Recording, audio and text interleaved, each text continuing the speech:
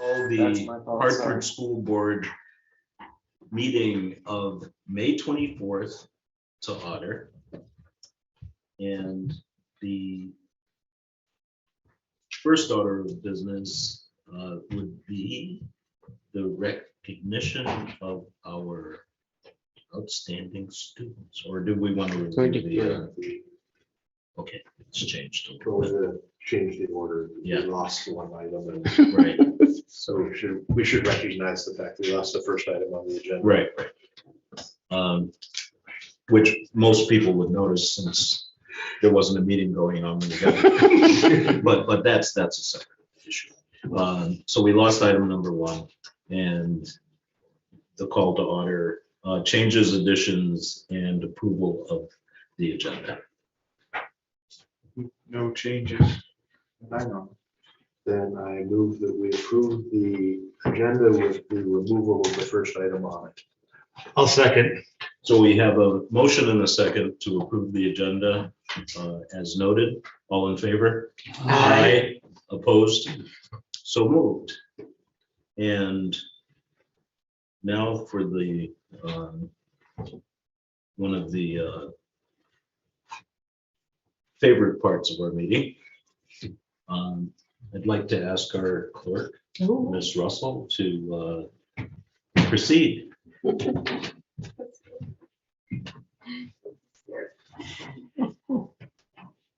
have to come over here so the public can hear us. Loud as my voice is, you wouldn't think I would need a microphone, but evidently they tell me I do for this. Jasmine, can you, Charlotte, can you come up, please? Sorry. We like to recognize different students that have projected evidently great athletic ability or something really fantastic in school, in drama. We've done some in music, so we wanted to recognize Charlotte much earlier, but with her dedication to her athletes, to their athletic abilities, and to all the stuff that she's doing. Because you play more than one sport, I saw, right? You know, what sports do you play? That's your favorite? Basketball. Well, we are very proud of you, and we very know that your mom and dad are very proud. So this is a school board recognition for excellence in the 2022-2023 basketball season. And she has also been selected by the coaches in the state to be one of those basketball players for high school to watch out for. Okay, so congratulations. Thank you. Thank you.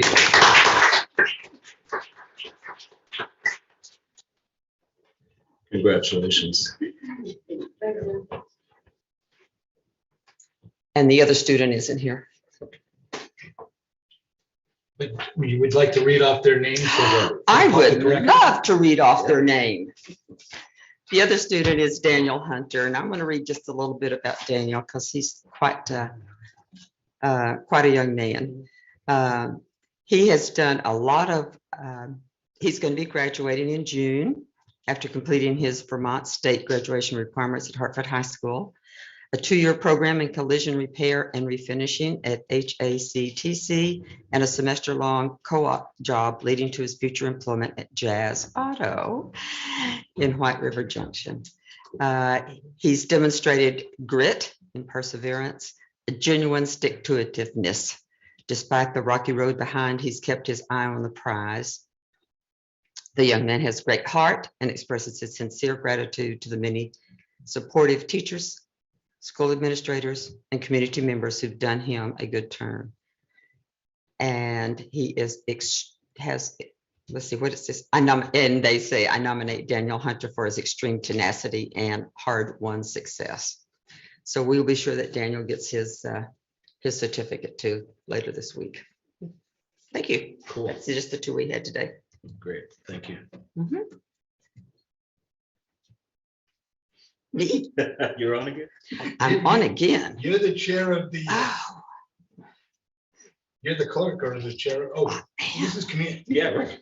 Oh, okay, I can run it. Excuse me She for said, my wait a lack minute, of, I'm not up yet. who they're gonna run it. Okay, so now, since our community engagement meeting, as hard as I tried to weasel out of it, I will run this part of the meeting. And now, according to our agenda, it's the special presentation from the student trip to Morocco. And if you could go up to the mic so everyone in TV land can hear you. Roy is trying. Thank you very much for having us. Roy's trying to get it Hi. up. Thank you. Trying to Thank get it you. up on the screen. I don't know if Congratulations. not gonna work. The audio. And there's no hard wire to make it work, to get his, just the presentation on the screen. That would bypass. Please excuse our technical difficulties. And we do not have a graphic to entertain you like they used to do on TV. I could hum. Well, how is that gonna go with no video? Oh, no problem at all. Basically, this is what we want to share about our trip. My name is Katie Galucci, and I teach French and Spanish at Hartford. And I've had the privilege of leading student trips with Hartford since 2013. Our first trip actually came out of an honors program capstone by Victoria Danderad. I remember seeing some of you here when she came to present her idea to the school board, and we traveled to the Dominican Republic and spent a week engaging with the community there, trying out our Spanish skills. And our student travel programs have grown since then. We went to Nicaragua 2 years later. That was my first trip with Doug Anton. And the two of us have teamed up with a variety of other people since then to bring students to Laos and Thailand, Ecuador, Peru, Morocco back in 2018, Vietnam, and Puerto Rico. So it has been a phenomenal experience to watch students step outside Hartford and experience the world in a deeper way than just going on a tour bus. Community engagement has been at the heart of each one of our trips, and the magic of watching students experience life and to get to know each other That's has the been video. phenomenal. Okay. So I want to introduce four of the students on the Morocco team this time around: Sophia Assis, Meg McClory, Alex Owens, and John Castle. Each of them will talk about what they learned, and we just want to thank you for your support of our programs. So I'll turn it over to Meg first about language learning. Hi, everyone. I'm Meg. I'm a French student at Hartford. I'm a senior, so about to graduate. So I guess I'll start off. I've been taking French since basically first grade, so it's been a long journey, and this trip was kind of a really awesome culmination of like my French learning experience. I stayed in a host family, and their only languages were Darija and French, and so that French was the only mode of communication, which was really awesome to kind of challenge my French skills outside of the classroom. It's a very, very different experience speaking French. I personally struggled to be confident in speaking. In the classroom, I'm very comfortable with Ms. Lucci and all my classmates. So that was really awesome to kind of get to test that out. And I definitely want to study abroad in college. So kind of dipping my toes into that was awesome. I would say we had a few reflections at the end of our trip, and many of the students at Hartford reflected from that trip that they wish they had stuck with the language and they wish they had taken a language. And I think that was really interesting because here at Hartford, it's not super apparent the importance of learning a language, but traveling somewhere where you need to learn that kind of showed them that maybe it is important that we know languages. And the students in Morocco, it was really cool. We got to visit a bunch of the high schoolers there, and they all knew 3 to 5 languages, which was really awesome. They knew modern standard Arabic, they knew Darija, and English and French. And it was interesting to see there, not only did they speak all these languages, but then they kind of acquired knowledge of the cultures from those languages. And so we talked about like pop culture in America. Because they all spoke English, they kind of followed all of that. But it's more than that. It's kind of this like broader understanding of the world.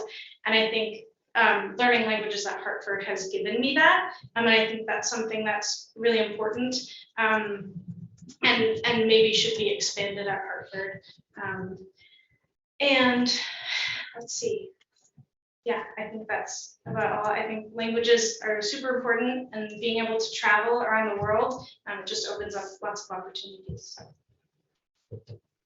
Thank you. Alex. All right, hello, my name is Alex Owens. I am also a senior at Hartford High School. And I'm going to mostly be talking about how much it helped me to break down cultural misconceptions. One of the main things that I noticed before the trip was just how much dissent was coming from people who were about to be on the trip. And it was mostly to do with culture and some of the misconceptions about culture, specifically relating to faith and religion. And that was the main point that I think really helped people in the Morocco trip. It's really realizing that first and foremost, people are people, and that every individual is an individual. Because before the trip, there was a tendency to sort of stereotype a bunch of people from this country and from countries that we haven't been to or aren't familiar with as just one sort of person. And by the end of the trip, I saw people having extremely close relationships with their host family, especially the people who before the trip had some of the biggest misconceptions about the people in Morocco. But by the end, they have this incredible relationship with the host families that they share time with.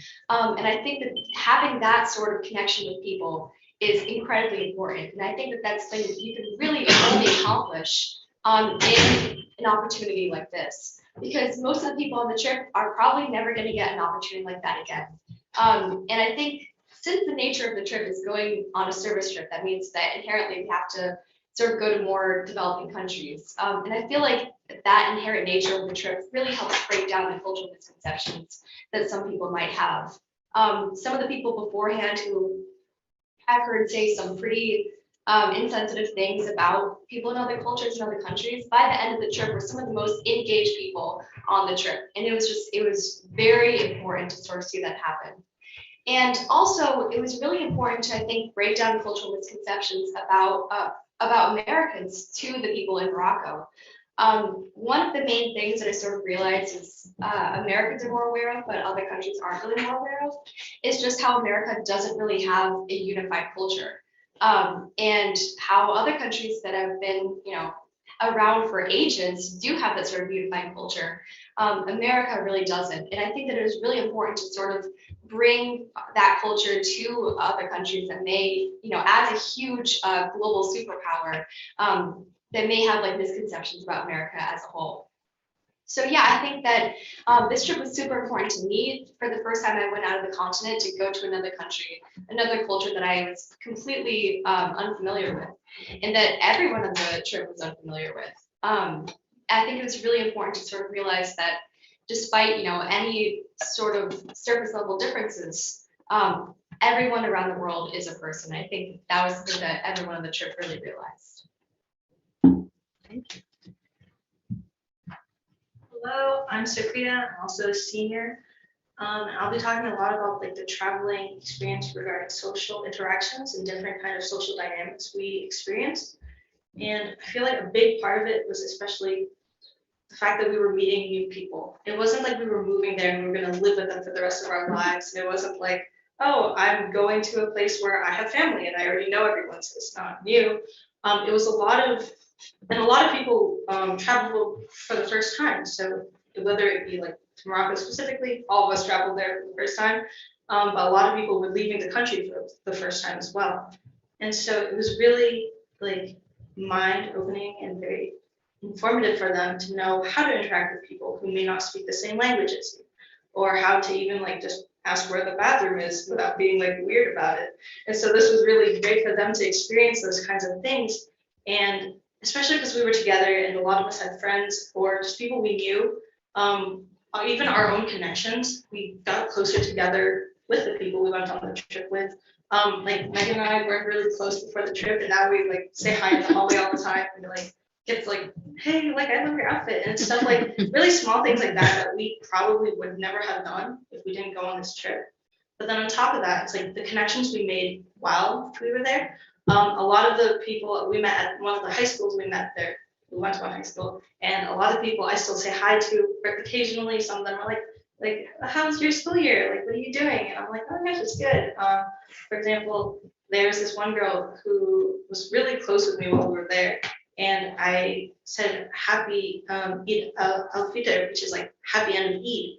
And she was like super happy. She was like, oh my gosh, an American has never told me that before. And it was just really nice to experience these social dynamics with different people. Like the interactions I had with the mothers there were very different from the interactions I had with like random people on the street, which is like, as a traveler, at first I was like, oh, I'm probably gonna be really awkward and like not know what to say to anybody. But there were a lot of different like merchants and business owners who were very friendly to like the travelers and to the visitors. Would come there and they'd be like, oh my gosh, like you guys are so cool, or like, what are you getting? And it was a really great experience, especially because we were led with a really great group and we were together and it was very informative. It's very fun. I love it. Thank you. Thank you. And my name is John Castle. I'm also a senior at Hartford High School. And the key thing that I was able to take away from this trip was that the interpersonal connections in our group were strengthened and people were diversifying who they were friends with. As Sophie said earlier, she became friends with Meg and says hi to Meg now. And I've noticed this all around. Like I've started saying hi to people that I wouldn't otherwise say hi to in the halls, all because of this trip. We were forced to collaborate and to work on each other's strengths. Like I was pretty good at navigating, and my friends were pretty good at translating or doing other tasks. So we would go around the marketplace together, even though I wasn't necessarily the closest friend with them, or I hadn't talked to them in the past year. I would be able to reach out to them and connect with them and trust them. And so a lot of this is working on trust with each other and working on collaboration with people you don't necessarily get along with on a daily level, and kind of stepping outside of your comfort zone within the group that you're going with. So a lot of this is, the soft skills of communicating and trusting one another. And the trip helped us get closer to each other because we had to, out of necessity, rely on each other to, be safe, stay with a buddy, et cetera, et cetera. So a lot of the organization and stuff had to force us to get closer to each other. And by the end of it, we were all, sitting at one big table, conversing together. And so it was a very unifying experience for us. And it showed us that people can change and people are, different and dynamic. And even if you didn't have a friendship with a person, your first year of high school, it doesn't mean that that person isn't who you might want to be friends with, even if you haven't said hi to them in like three or 4 years. So yeah, that's what one of the takeaways for me was. So thank you very much, School Board, for providing us the opportunity to go and believing in our community and our ability to do this trip and succeed.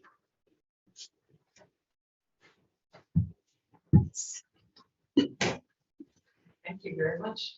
If you have any questions, we'll have to take them. But the biggest takeaway was there's no one Moroccan and there's no one Vermonter or a person of Hartford. And very cool to watch. Have you thought about ways you might share that? Because let's face it, one of my concerns is the fact that Vermont and especially Hartford are not representative of the world or even the rest of this country.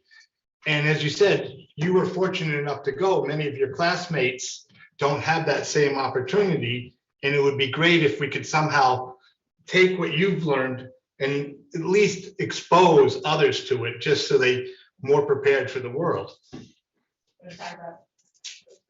Yeah, so we actually are implementing a little bit of this. Hopefully it will expand throughout the years, but we do a presentation at exhibition night to other students, informing them. And then we also run the slideshow on the TVs in the high school. And generally, we also bring it back to our classrooms. So even if we're not presenting about it necessarily through different forms, even though we are, we can also talk to our friends about it in the classroom. And that's a huge medium that often isn't really, recognized as much. But, really making sure, because we have a changed mindset and we have had these experiences, we're able to educate other people. And so, if, for example, what I talked about, like, friendship and camaraderie, if somebody is treating somebody poorly, I may be like, that person, I got to know them on the Morocco trip. They're not actually as bad as you make it out to be. And that necessarily, or that won't, it won't be shown at an exhibition night or anything special, but it's just these little things that help us, or that show the impact of the trip on us. So, yeah. I'll add, we have two other events where we're kind of going to share our experience. We have block 5, so like our free block at the end of the day, we're going to do like a student panel, and so a bunch of us like this are going to share our experience with students. And we also have like a world language club that meets at lunch on Tuesdays, so we're also going to share about our trip through that. So. Thank you. That sounds great. And I'm glad to hear that you're going to maybe plant a seed for the future as well. With all of your support, we hope to continue this on an annual basis. Yeah. And we do hope to spread the word too, to make the trip accessible to all students. A few years back, Doug and I applied for a grant and found a seed money through the Byrne Foundation for the Travel Equity Fund to make these experiences available to all students regardless of financial need. Yeah. And the students have done a great job of fundraising. This trip is not a 1-week experience. It's a full, several months in advance, sometimes a year, where students work together to learn about different aspects of the place that we're going beforehand and to raise funds together, which I think begins that team building process in a really important way. And one of the things we've always insisted on, if we're going to do these trips, is that we fundraise and that we support, students who may not have the ability to attend. That's really important to us. But before you go, I'm just so impressed with the way you presented and the way the trip, went. We were, quite nervous in this world we live in with all the issues that we see. To send a trip, a group of students abroad and have you represent us so well and be so mature and just really make us proud. So it's, thank you so much. And I'm glad you had a good time and that you learned a lot and you were willing to come tonight. And, you're so eloquent and articulate, in the way you presented it was great. So thank you so much. Thank you very much. Thank you. Yeah. And before you leave, we often get asked, what is a picture of a Hartford grad? And we are so proud of you guys because you're that picture. And we're really proud of the support you get from our teaching team and faculty around bringing you to that point. So kudos to all. Thank you. Absolutely. Thank you very much. Very impressive. Thank you all. Thanks. Have a great night. Great rest of the year, a couple Yes. weeks, right? Winding down. All right. Under the community engagement topics, facilities, needs assessment and planning. Yeah, so just a little intro. Come on up, Josh. Several years back, actually shortly after I began, I began in 2011, but in 2012, we had heard so much about the needs in the school district and the deferred maintenance, all these things that we never planned for and didn't have enough money to do in our facilities and in our grounds. And it was really hard to get your finger on what exactly everyone was talking about. So the board at that time and myself decided that we would do a facility assessment.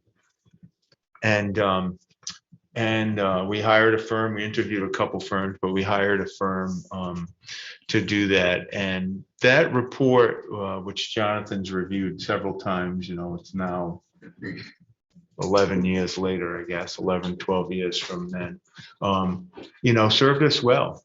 And it cost us a little money, but it served us well as far as trying to find out what needed to be done and what could wait and what, we needed for the facilities for the future.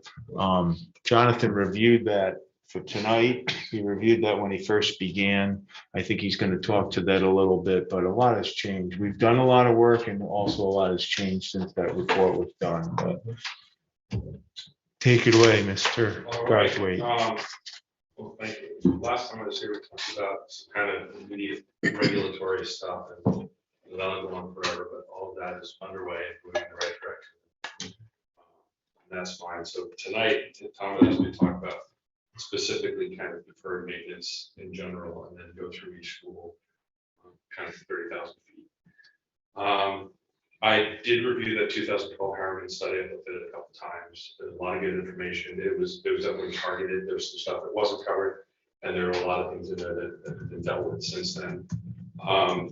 That combined with just kind of my observations, and then in conjunction with, I kind of had 3 opportunities, whether I liked it or not, to fine tooth comb the facilities. One with the state for their assessment effort, with their engineering team, and then again with the new fire marshal, because they've stepped up their inspection program, which is a different perspective, and then again with Visbit, or Representative from Travelers Insurance. So pretty different perspectives, but all valuable in their own way.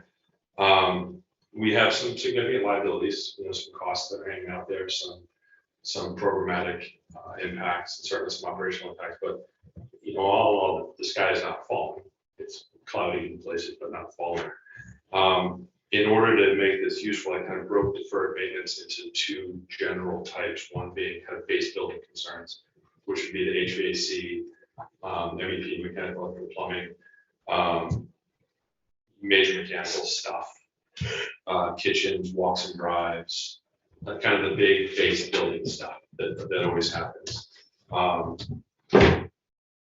The other thing that happens with what becomes base building concern is if you have an issue that is deferred long enough, it becomes critical. And we have a couple of those. The other general type would be kind of upgrades, flooring, painting, the classroom lighting, that sort of thing.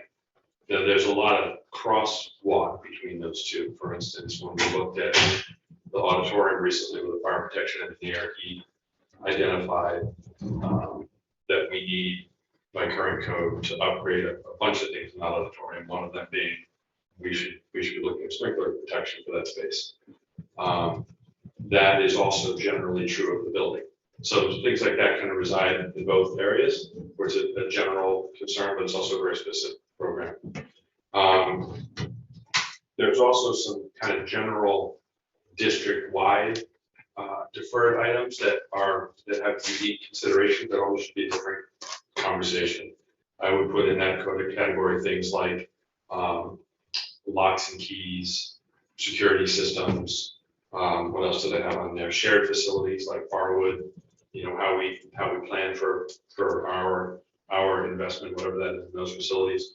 And then some very specific things like conversion to gender diverse restroom facilities that are kind of this broader conversation for each of those. Deferred maintenance generally, you think of it as anything that's postponed because you don't have the money or the time or the resources to deal with it, and that's true. There's different pieces of that. There's things like, upgrading the lighting in the middle school, which is deferred because it's just a whole lot of money and it doesn't have to happen. But then there's, I was asked a year ago about cleaning the stage curtains, and that's deferred because we got to replace it. So it's not always deferred maintenance, it's always dirty work. Sometimes it's strategic. That's important to keep in mind. The other point I wanted to make very quickly is, there's always a cost associated with deferred maintenance. It's either a very simple compounded cost. Something that costs $100 this year costs 120 next. Equipment purchasing is just compounded actual cost increases. But then there's also exponential increases. Big problems get bigger. If you put off paving for too long, you're not filling cracks in the ceiling, you're ripping up the whole sub base, and we have some of those. So as we go through the list, it's important to keep that in mind. And I think that, the last point I made for going through the list is not all of these, but a lot of these, particularly where it comes to program spaces like gymnasiums, certainly the auditorium, classroom upgrades. I kind of have two conversations. I have a conversation with Jake about money, which is always fun. And we have the conversation about what we have the resources to do, what we can actually manage to as a project and to take on. But then there's this other conversation with the program people. And that's where there's this point where addressing some of these deferred maintenance is actually an opportunity to upgrade, to be a little aspirational. So it's kind of threading that needle between very practical, this is what we have, this is what we have to do, but how do we do it in a way that represents an improvement? So with all that having been said, I'll just run through my incomplete Reader's Digest version of the big list. I'll just go alphabetical order. We'll start with Dothan Brook. We know about the roof. This is true of Dothan Brook and Ottaquiche. When I got here, there was an architectural design in place that some of you know just didn't work structurally. So we had a structural engineer come in and learned our limitations there. We had some roofing companies look at it, and they would not bid on it without further study. And where we're at now is we have significant moisture problems on the underside of those roofs. So we have some work to do. That that directly links to those two buildings don't have any active ventilation systems in most of the buildings, which is leading to some of the condensation issues. It's not a new problem. It's not like something just fell over yesterday, but it has to be addressed concurrently. It would be unwise to just put a new cap on that building with moisture problems underneath.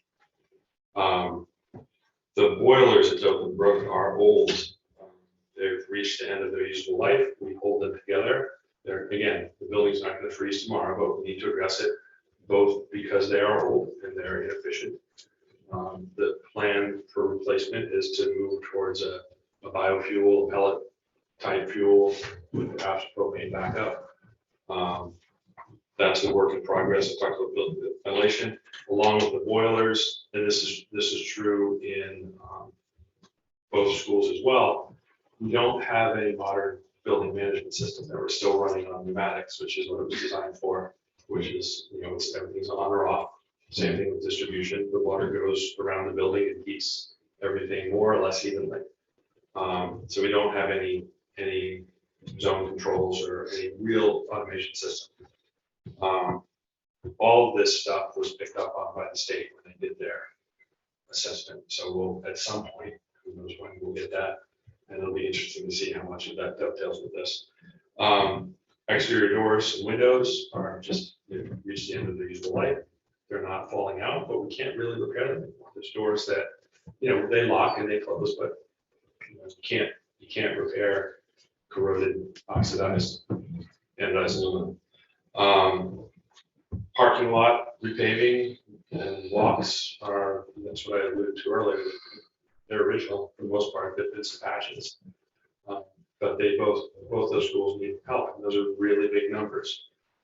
Just for frame of reference, I kind of intentionally didn't bring all the data because I didn't want to get too deep in the weeds. But I got pricing for the access road and parking at Ottaquiche from 3 different entities last summer. And depending on the methodology, whether we recycle the asphalt that's there or bring in clean fill, somewhere between $650,000 and $800,000 to repave that space. And it's people aren't getting stuck in mud, but it's also not going to get cheaper. That's one of those big problems. It's just going to get bigger. Restroom renovations. I talked a little bit about the gender diverse question. That's kind of everywhere, but at both of those schools, we have original restrooms. They're tired. The floors, the fixtures, cubicles. There's some exterior masonry issues if you walk around the buildings, and this was picked up on the 2012 study. But I don't think it kind of made it to the top of the list. But we do have some water infiltration and some moss growing, and it should be addressed.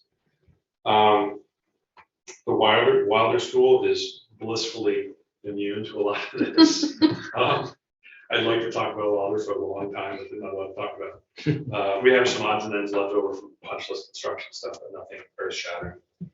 The high school, this is kind of the flagship project that I think we talked about in my interview, and yet I'm still here, is those north stairs. Those were in the 2012 study as an immediate need, and they're more than immediate now. And that is one of those aggregated problems where we have a stormwater problem that has aggravated a structural problem with the stairs, and we're at the point now where those stairs can't be repaired. And the stormwater system that basically drains all of the roof leaders for the building and the hill above the tech and all that parking area goes down into a 24-inch main that runs under the building, under the courtyard with a cavitated catch basement, under the athletic fields and daylights out by the interstate. Nobody's going to let us do that again. So it's one of those deals where we need to have a plan with those stairs. And at the same time, we have to deal with the stormwater. Now, that means a whole bunch of things. We could just put in a metal egress stair and a big catch basin, or think about what that space should look like. So there's both the technical engineering effort that has to get underway in the next year at least. But there's also some conversations about what it should turn out like, what that side of the facility should look like when you come around the corner and drive up to the tech, how it should present. The stormwater is part and parcel of that. It's a big project to get a whole lot of water under a whole lot of pressure. If you stand up there on that top parking lot and look out over the footprint, you're a good 30, 35 feet above those new catch basins. So there's some hydraulic pressure coming off there. We gotta find a place to put it. Fire alarm and sprinkler systems are both, they just need to be replaced. That's just true. They are both inspected. They're both fully functional, and they both need help. The sprinkler system, we don't have coverage everywhere we need it. We don't have coverage in the auditorium. We don't have coverage in a lot of the spaces. And some of the areas where we do have coverage, when we went through during the last round of inspections, we have some problems with pipe sizing where you can't really downsize sprinkler pipe sizing and get the same performance. So I've reached out. I have a fire safety engineer putting together a proposal for design on that. Similarly, the fire alarm system is inspected, fully functional. If there's a problem, it dumps the building, it has to. But we have situations where there are what the fire department calls kind of dark spots, where the existing fire alarm loops are just not big enough for the number of devices we should have. So everything works, but it needs to be upgraded. Now, this came to a head with the auditorium where both Travelers Insurance and the fire marshal said, if you have a plan, if you bring in a third party and give us a clear-eyed look at this, we'll let you proceed with whatever your plan. But the next time you do something major, we're going to ping you on this. Those two triggers, one is the Bestford project, and the fire department has walked through that with me, and Visita has walked through that with me. We're going to proceed, but we're probably going to have to upgrade the panel of the tech to accommodate that, which is fine. It needs to happen. When we look closer at the auditorium and we look at upgrading that sprinkler, it's likely that we won't have supply adequate to add the auditorium without looking at the building. So it's one of these situations where you're kind of in for a dime, in for a dollar. The good news is everybody who's looking at this is fully informed, knows exactly what's going on. Nobody's rushing us, or there's no ultimatums here. Everybody has the same goal to keep it safe, and it is. But they also are kind of saying, all right, it's time to make a plan. So I did hire a fire safety engineer to do the auditorium analysis. I just got his draft last week. And that has helped clear up some confusion there, and I think I'll just roll that effort and ask him to give us a number for design on these other systems, and we'll just have to figure out how we can work into it. It's not, again, the sky's not falling, it can be phased over a number of years, we see the plan. Little less interesting is things like some structural repairs, concrete footings in the catacombs. The catacombs, I still have never seen anything like it. That big earthworks under there, the concrete footings have just, the structural steel is rusted, the concrete is fallen. They may not know where the catacombs are. Can you The just give them a catacombs are brief? basically underneath the basement of the tech. And it is a big area, probably 100 by 400 feet, more or less, of exposed earth. And it's very damp environment, and it's just not a great place for concrete to live. So the posts that, and again, I've been under the fire marshal, I've been under there with the state, it's not gonna collapse, but we do need to address it. And it's not a small task. It means we get structural engineering to examine the condition of those things and come up with a repair plan. And then I, tonight, can't tell you how we execute that, because I'm not sure how we get a machine in there to do it, but we will. But that's one of those ones that we're aware of it, the state's aware of it. We have to deal with it, not tomorrow, but sooner rather than later, we at least need a plan. You know, that's one of those that it will only get much more expensive if we don't make a plan. We also have some things like, you know, rooftop equipment. The newest stuff up there is from 2004, which is not new. A lot of it is much, much older than that. And we keep it running, but not forever. So what I'd like to do is put together again a very strategic plan for replacement in conjunction with any renovations we might be doing. For instance, the best room isn't tying into any of that system. The best room is getting its own system with heat pumps that will still use coils from the boiler as a backup, but it will be kind of self-sufficient and get us off some of the old rooftop equipment. So we can pick away at it, but we gotta have a plan for it. Because when some of that stuff fails, we're just out of luck. Similarly, we have, you know, a lot of the plumbing supply lines, waste lines, valves, zone valves are 1962. The domestic water lines in the tech were just popular for about 5 years, and we hit it. They're galvanized water lines, which over time just rust.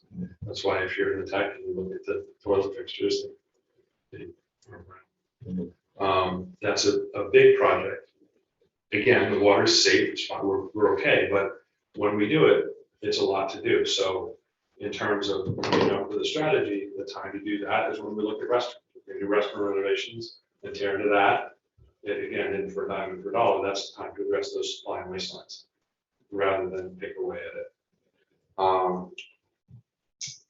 Kitchen equipment that we've purchased with grant funding, some kitchen equipment, which is great, but the kitchen's a little tired. They're moving away from the paper serving goods that everybody used during COVID back to reusable stuff, which is great. But I learned, you know, I wasn't here before in the before time, so I learned a couple weeks ago that the overhead door for trays from the cafeteria to the kitchen has been broken for a long time, and can't be repaired. Those aren't cheap. So we have some stuff like that in the kitchen, and we still have equipment to replace.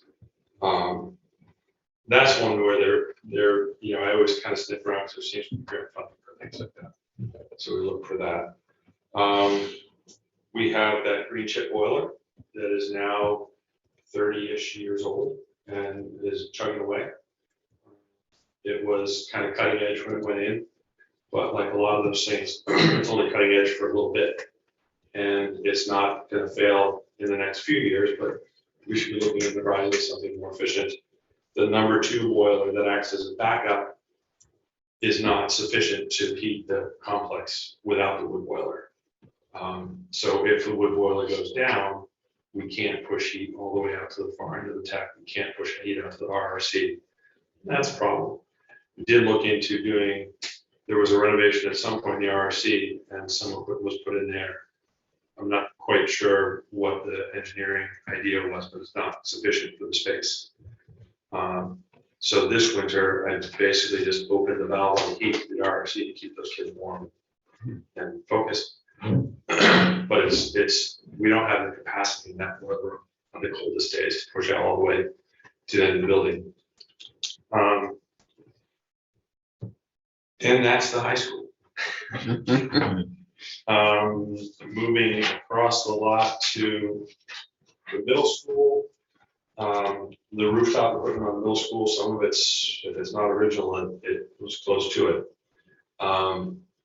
I started asking about that when I started, and I guess it was looked at a number of times over the years.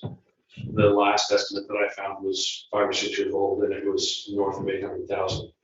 So today, to replace that rooftop equipment is probably approaching $1 million. And it is functioning, but we can't get parts. And it's only still functioning because when something stops, we go up there and scratch our heads and weld stuff and put tensioners on pulleys and keep it working. But it needs to be addressed. It needs a plan. Along with that, the chimney, well, backing up for a minute, the HVAC distribution and controls in that building are similar era, not era, but technology, where we don't have a real building management system, electronic controls. So we don't really have a good sense of what's happening in the building as far as efficiency or heating. We run into that in the wintertime because the building overheats in spots, it doesn't heat in spots, and we're kind of chasing around. So whenever that rooftop equipment gets done, it really needs to be a coordinated effort because you don't want to do one without the other. The engineering effort has to incorporate the full package. The chimney for the boilers in that building needs to be replaced. It is simply not, it has been relined at some point in history. And the manifold from the basement was rebuilt at some point, and it is, and then the boilers were replaced over a period of time. And the chimney is, through that course of events, the chimney is too small for the boilers it serves, which is a bit of a problem. And so we hired an engineering firm, Boyd King, to do an analysis of the boilers, so we know what we had to do, and then do kind of a basis of design for a couple options. One being build a whole new chimney on the outside of the building. One being tear down what's there and replace.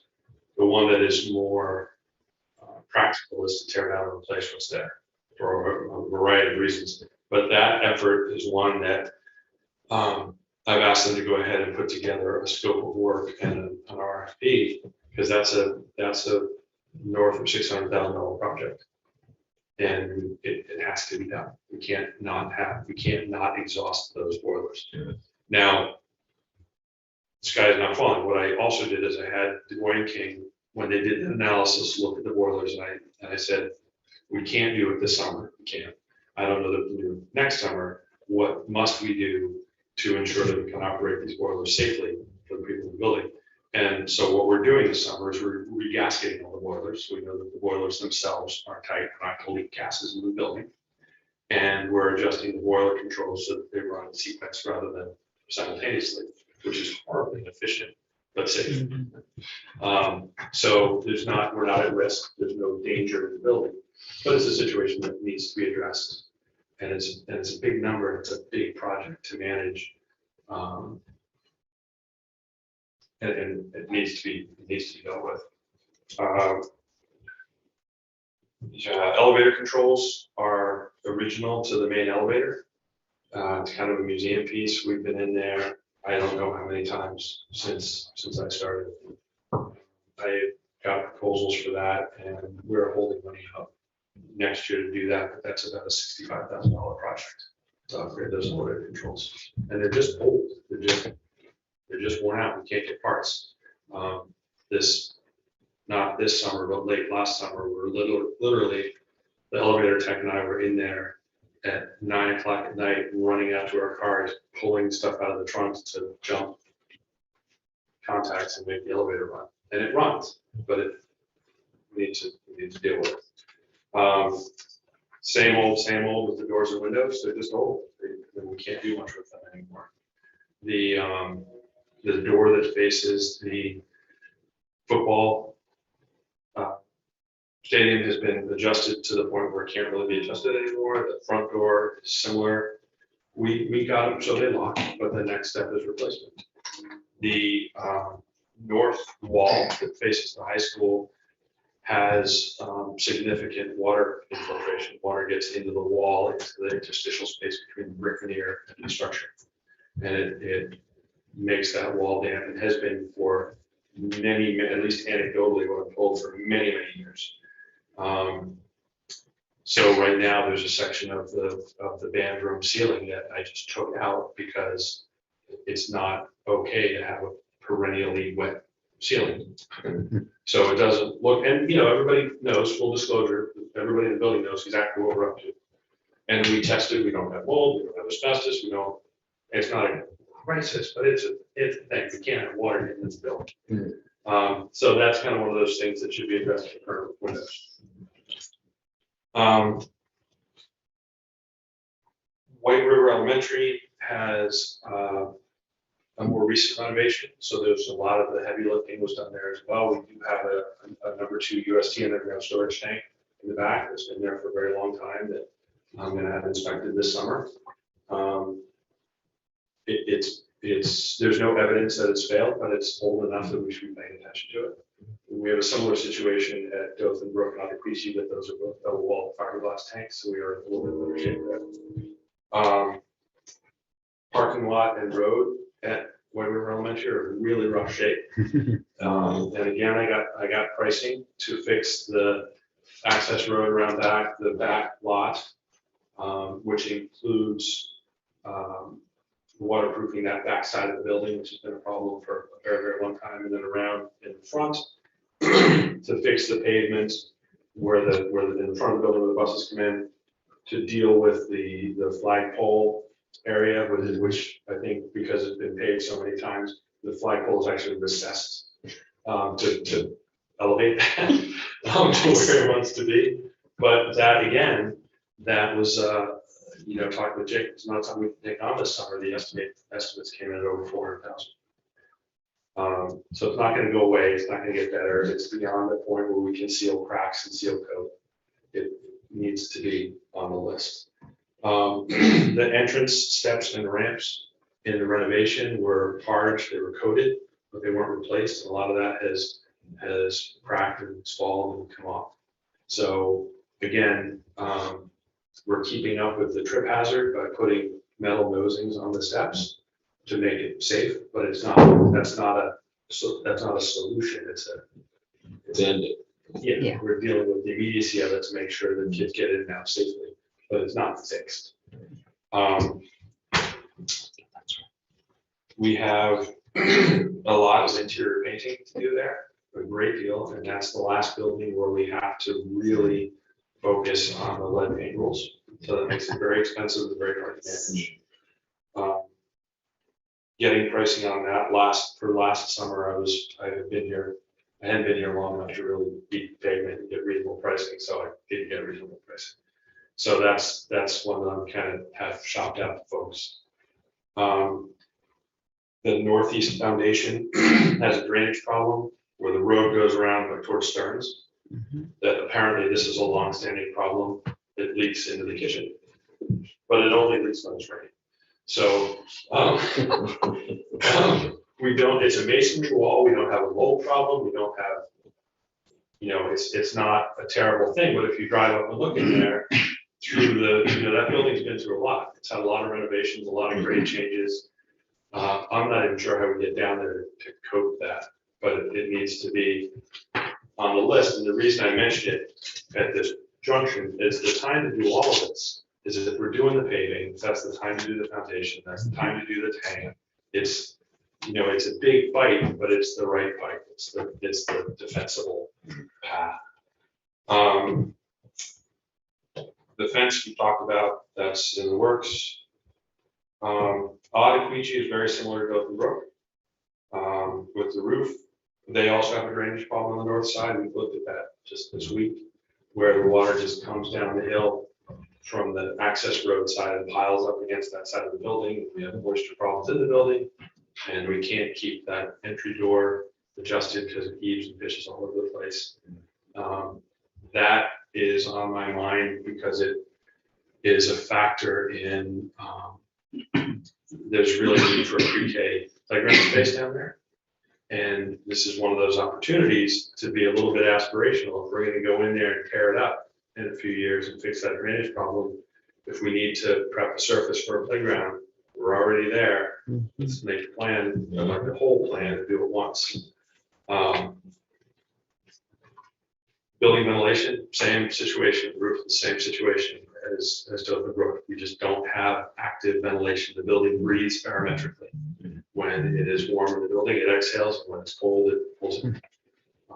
That does not deal with the moisture issues we have under the roof. Doors and windows are the same situation. They're just kind of reached the end of their useful life. They can't really be repaired anymore. The state picked up on it, both of those. And the number that they were carrying was, I'm not sure if it's good or bad, that it was a little bit less than my number. I figured it'd be $1,400 or $1,600 a window to replace the windows in those schools. They said 12 to 14, but you know, kind of split hairs. It's a lot of money. Parking, the access road repaving, we talked about the walks as well, restroom renovations as well, HVAC distribution controls. We have the same pneumatic system that was there when we built it. It has new #2 fuel oil boilers that if we do have a problem with the tank, we're going to be lobbying to replace them, not to replace the boilers, but to convert them to propane for a whole bunch of reasons. But they function, but we still have the same controls issue. The heat's either on or it's not. In December and January and February, there are windows open all the time. That's just a hard thing to defect. The other issue, we have the same exterior masonry problems there.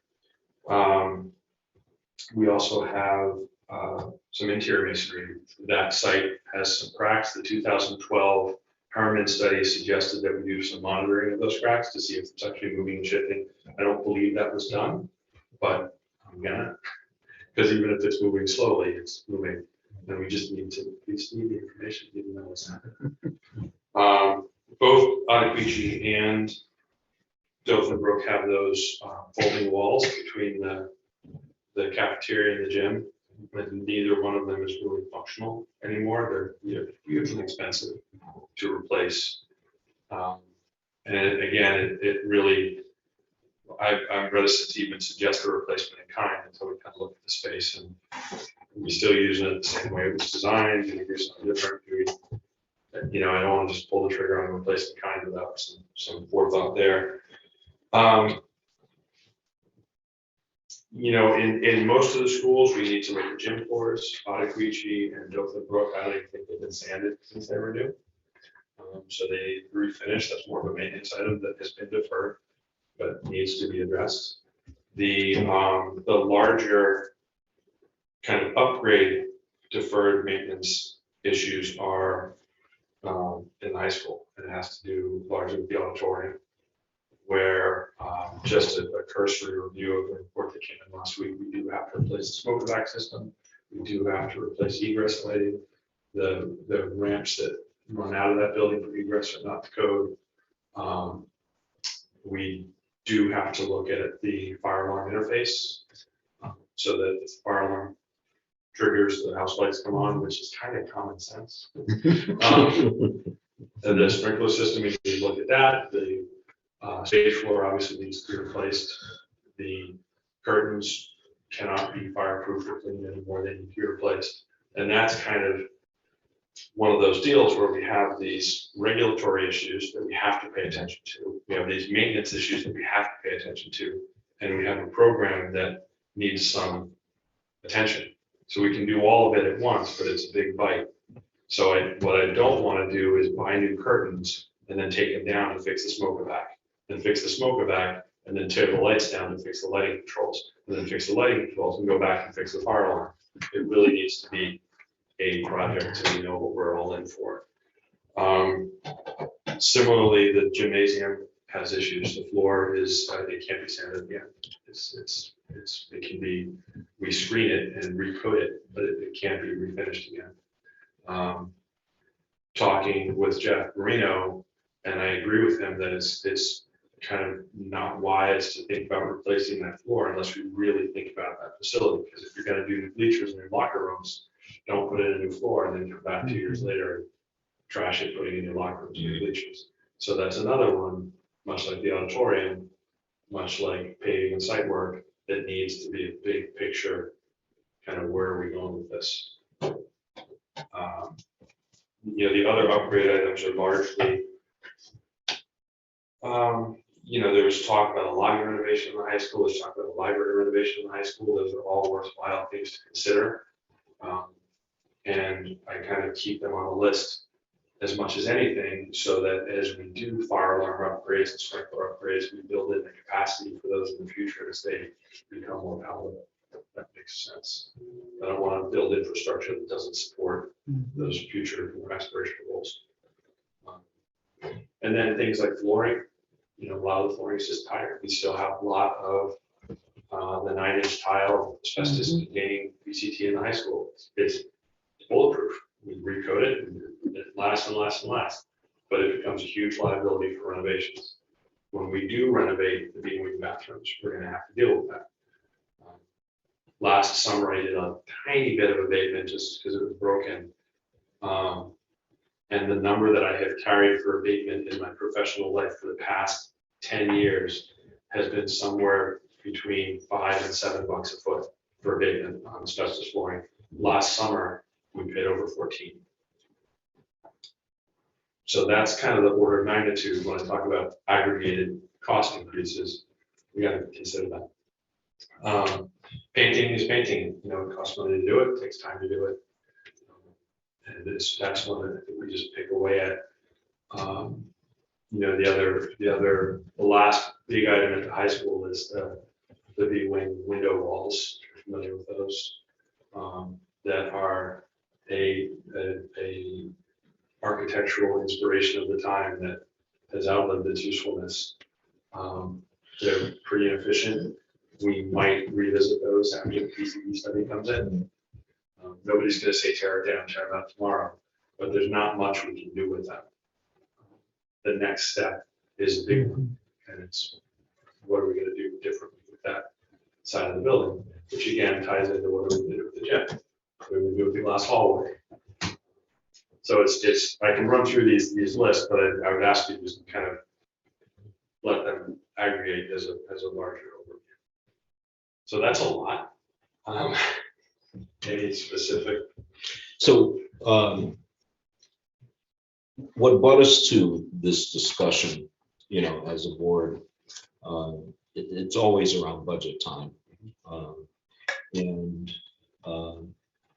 When we hired Tom, that effort to look at where we were regarding our facilities, and that was total infrastructure. And as you said, Aaron did a yeoman's job, considering they were starting from ground zero. Picking up on that, and I can tell the difference just because of history of what you've just aggregated, for us.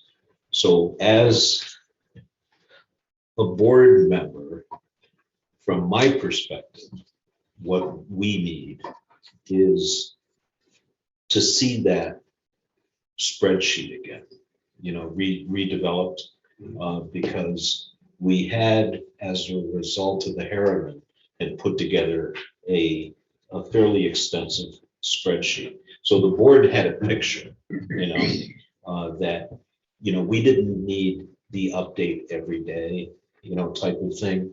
But when we were engaged in the discussion, you know, we had a visual that we could go to, you know, and go, you know, and that was the intent originally, I think, when we asked for even the 25-year, you know, maintenance schedule, you know, looking, you know, forward, you know, and basically that's what you've shared with us, you know, verbally, you know, is what does it look like? You know, you gave us a really good picture, but now we need to kind of codify it, so to speak, so that, you know, we can, you know, relate to if money's become available, you know, at any given point in time, we can say, Jonathan, you know, Tom, you know, let's kick it, you know, and, you know, do we go to the taxpayers for a bond on another piece? You know, what do we do? But having that format makes it a little easier for us, you know, to address. Having done this, as my daughter should say, for a minute, I must say, you know, kudos on your report. Well, first off, I don't know what transpired in the interview with Tom, but our goal isn't to outdo South Burlington.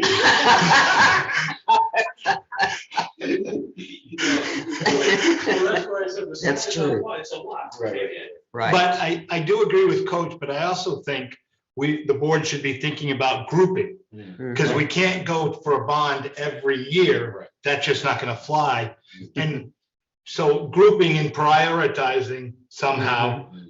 And I think the other thing I just want to say is in Jonathan's work, he's been very cognizant of being penny wise, pound foolish. In other words, just fixing the parking lot without fixing these other things.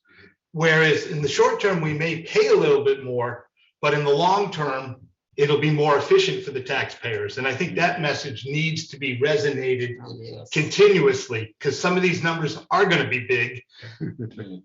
So in terms of prioritization, that's always tricky, right? So for me, looking at this list, my priorities are almost the same looking at this list as they are every morning. That's the first concern is always life safety and the operation of the schools. Kids can get here, be safe, with lights going on, you know, is the ENOC. That's number one. The next one is going to be, how do we avoid the most negative impact, whether it be financial or programmatic? You know, this is the dance I've been doing with Visbit and the fire department for the last year and a half at the auditorium. We got to keep using it. So what do we need to do? And then, you know, the third piece is looking at those adjacencies. How do we group these things in a way that makes sense? So we don't lose track of the safety and the program support. That's got to happen. Kids got to go to school. We don't, you know, we don't get back, you know, paint ourselves into a corner where we've eliminated our options, but also proceed in a really holistic way. And that's the piece where, for me, the priorities are tricky, because I know, you know, you folks all have different constituencies pushing different programs, and I'm not, you know, I can put a pool on the roof if you want it, but I'm not going to decide to put my own.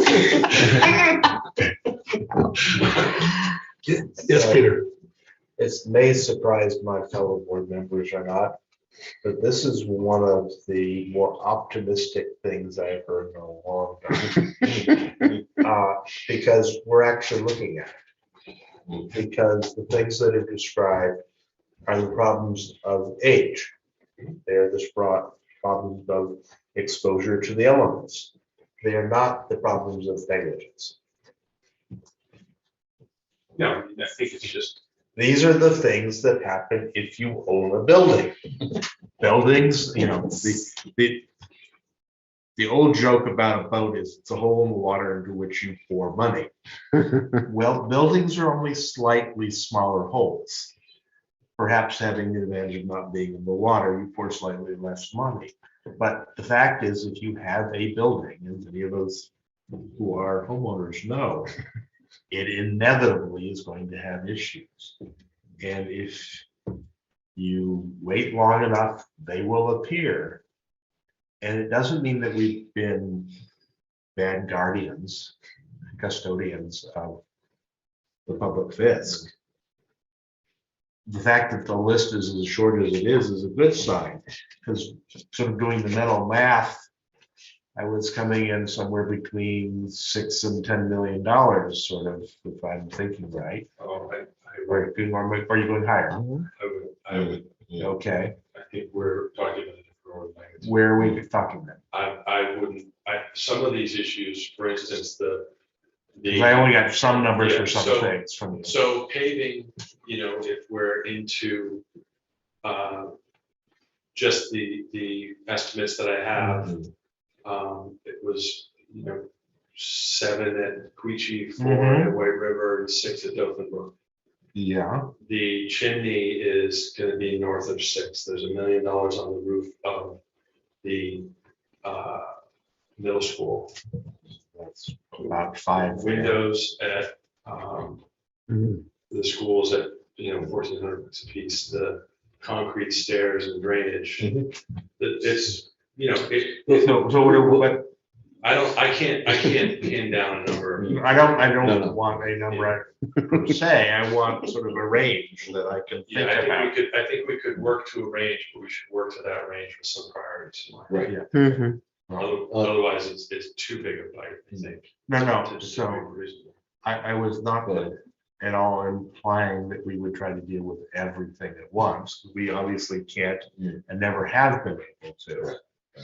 But I was the recipient, I wasn't there when it was ordered, but I was there when the meal was delivered of that report 12 years ago, 11 years ago.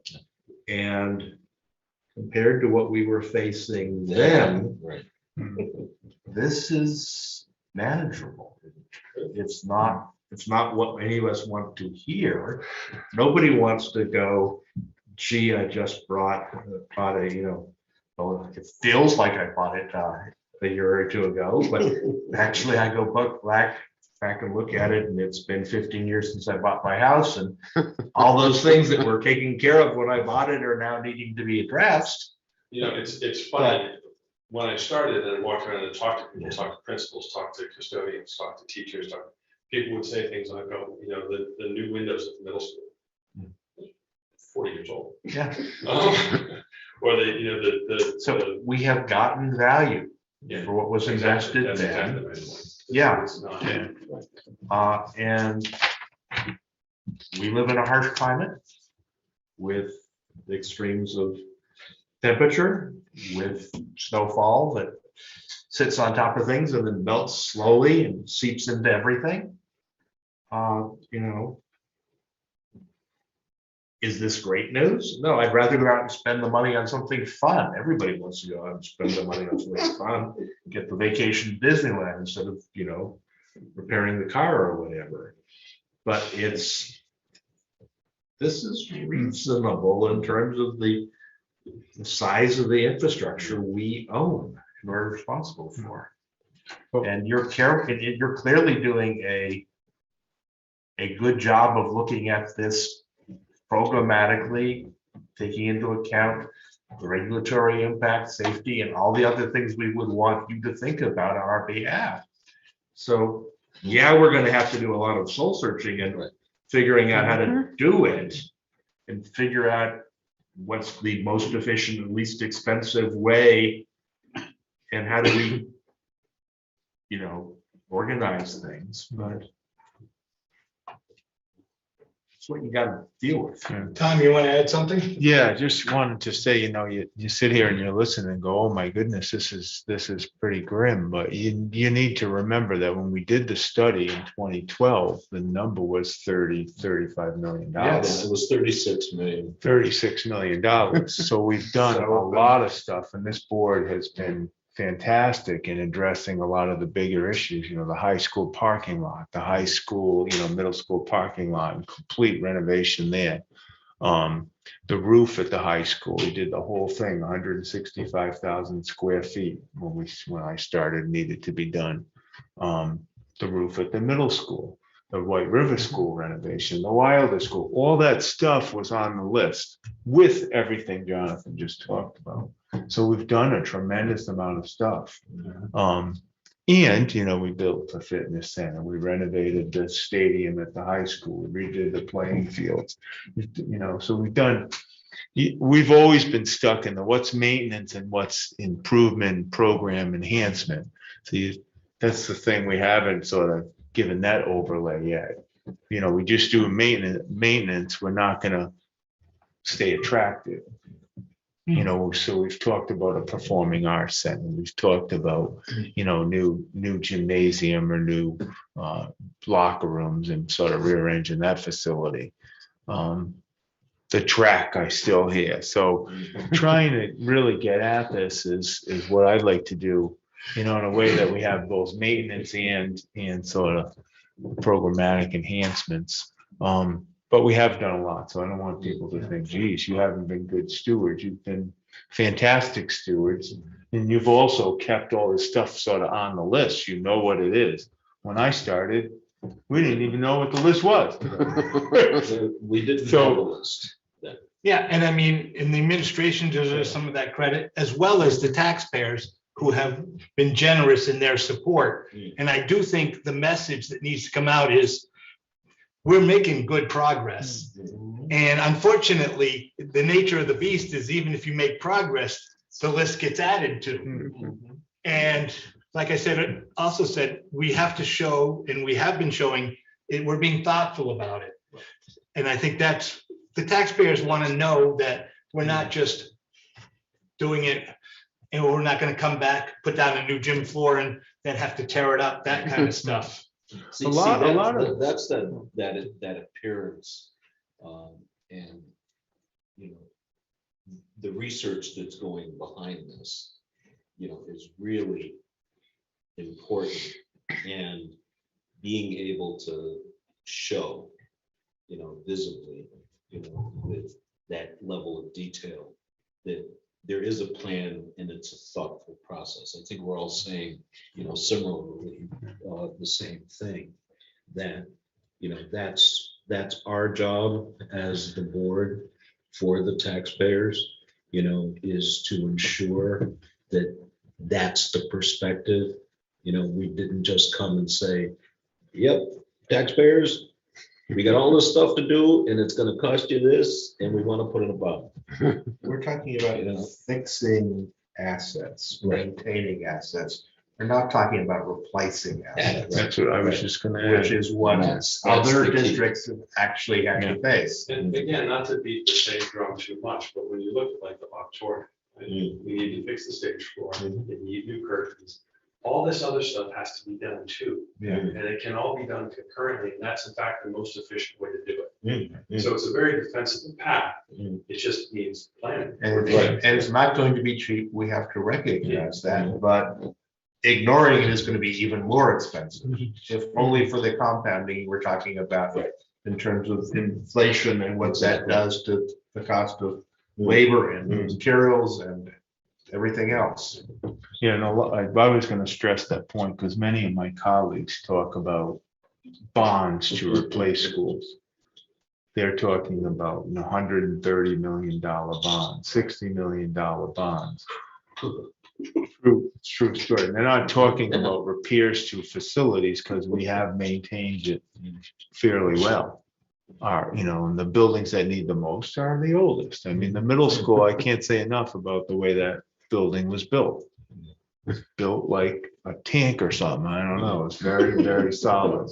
And the fact that here we are 80 years later saying it needs new windows, it needs a few things, even the chimney. Wow. You got your money's worth out of that building. And I have to appreciate the way you researched and brought forward these issues. So going forward, I mean, one of the things Jonathan and I talked about, what do we want to get out of this? We want similar list of what we had before, which was the needs by building, prioritized, and then as best we can, try and estimate, like we'd like to try to do this, 2024, 2025, I loved when we had that, that schedule, because you can sort of use that with the board to say, what can we afford in the next budget cycle? And what is most important? whether that's maintenance wise or programmatic. And that's what we were always, Joe. done that dance for a long time. Does that make sense? Yeah, To yeah, you? I think, that what I was just gonna add is, I think it's important for people to understand, and I say this a lot, is we have very, very few emergencies.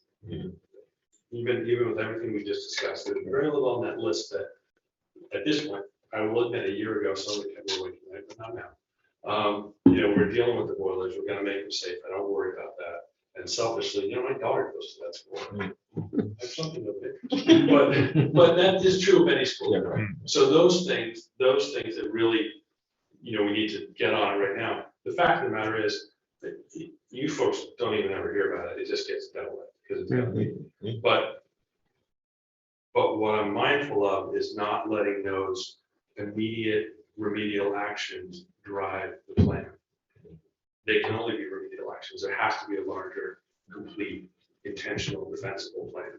And that's why this list is so long. And that's why I'm nervous about throwing a dart at a number, because that number depends entirely on how big a plan and how comprehensive a plan. When you Well, do it. it's the bites and the chunks that Russ was talking about as far as that determination. And I think that a key piece to this discussion, and it has been at least during, let's say, the last 12 years, has been systematically approaching it. And just as Russ was saying, is doing those groups, looking at, what the administration is coming back with, your support around our need, what's a natural group, what's a natural progression.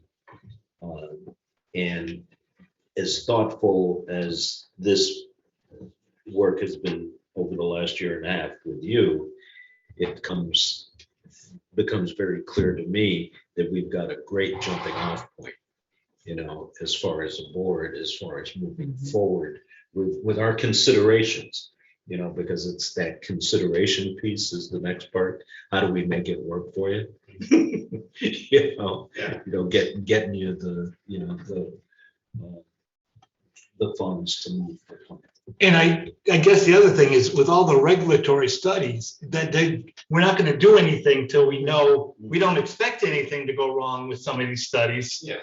But it's not prudent to go forward till we know. And those, and in fairness, those are, as I said at the very beginning, those are gelling. We're in good shape. Yeah, I understand, but The radon thing is off the table. We're good. The asbestos thing, we have a handle on it. Everybody's happy with us. We're ahead of the pack. We get compliments. We do our paperwork. We're good. The PCB thing, we're at the front of the line when the state finally decides what they're doing. I was in a 2-hour Zoom meeting where the person for the Superintendent Association facilities lead updated us 3 times in a 2-hour meeting. It was a different update every time about PCBs. But whatever happens, we're first in line. So all that stuff is happening. So we're.